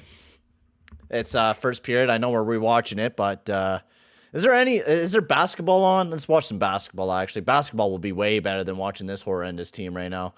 Oh, Phoenix versus LA. Yeah, let's go. Phoenix Suns with the Los Angeles Clippers. Let's watch this. What did he say? Don't forget we got the Jinx against the Dogs coming up. The Ducks coming up. I don't know why we lose with the worst dated team. Oh, Jesus. That's not good, dude. Who won? The Oilers had one night stand with Murphy's Law's daughter.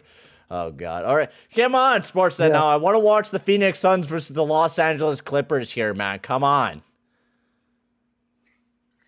Dude, I'm actually... I have the Oilers game still on, but I'm just going to fucking fully turn it off. Fuck this shit. There we go. It shut itself off automatically. All right. So, we're going to watch basketball now. We're a basketball channel now, guys. Yeah, because it's in overtime. All right, who are you guys cheering for? Suns? I'm going to put it in the chat. Who you guys think is going to win? Suns? Oh, actually, can I do that? Yeah, I think I can. I can just end this poll and then... I don't want to super chat myself. No. Oh, I got a commercial break. Shit.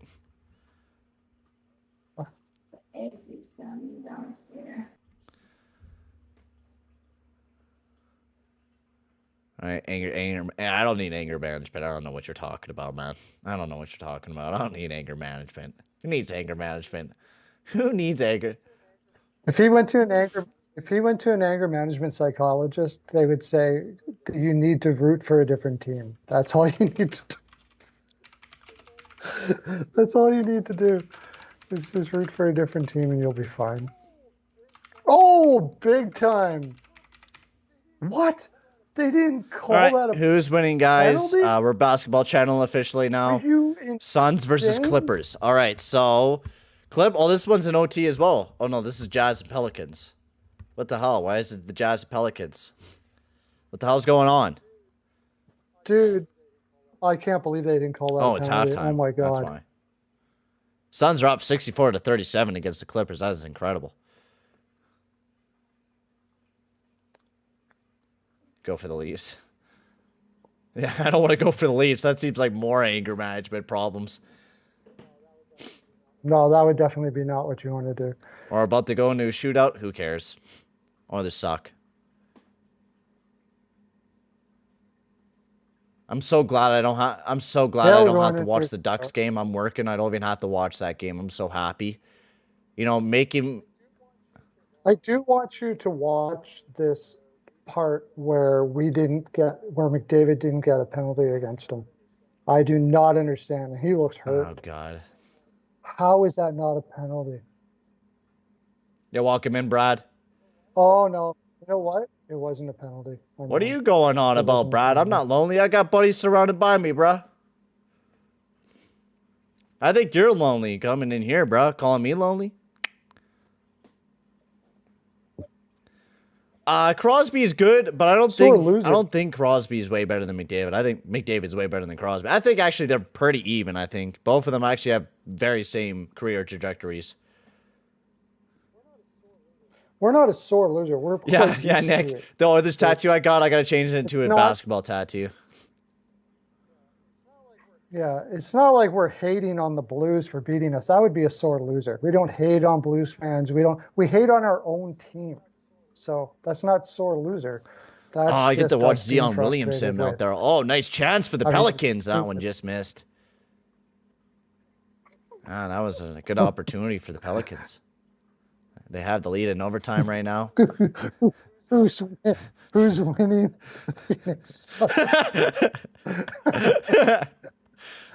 What, man? This team's driving me nuts. I can't watch the game. Yeah, and I lost McClellan. Nice shot from the three-point line and almost drained that one, but that one popped right out. Now the Jazz carrying this one up the court. They look to facilitate a play. You're a Vancouver Canucks fan there, Yukon? All right, we're all good, Brad. Welcome in. You're now officially welcome. Oh, who is that? Yeah, welcome in, Joey Moss. So why we changed the talk show to B-ball? Because the Oilers suck. So we don't talk about the Oilers when they suck. They get put into a timeout. When you lose, you get a power play, and you lose. You're 5-on-5 with an empty net, and you lose with 19 seconds left. It's not like it's the only time Edmonton did that.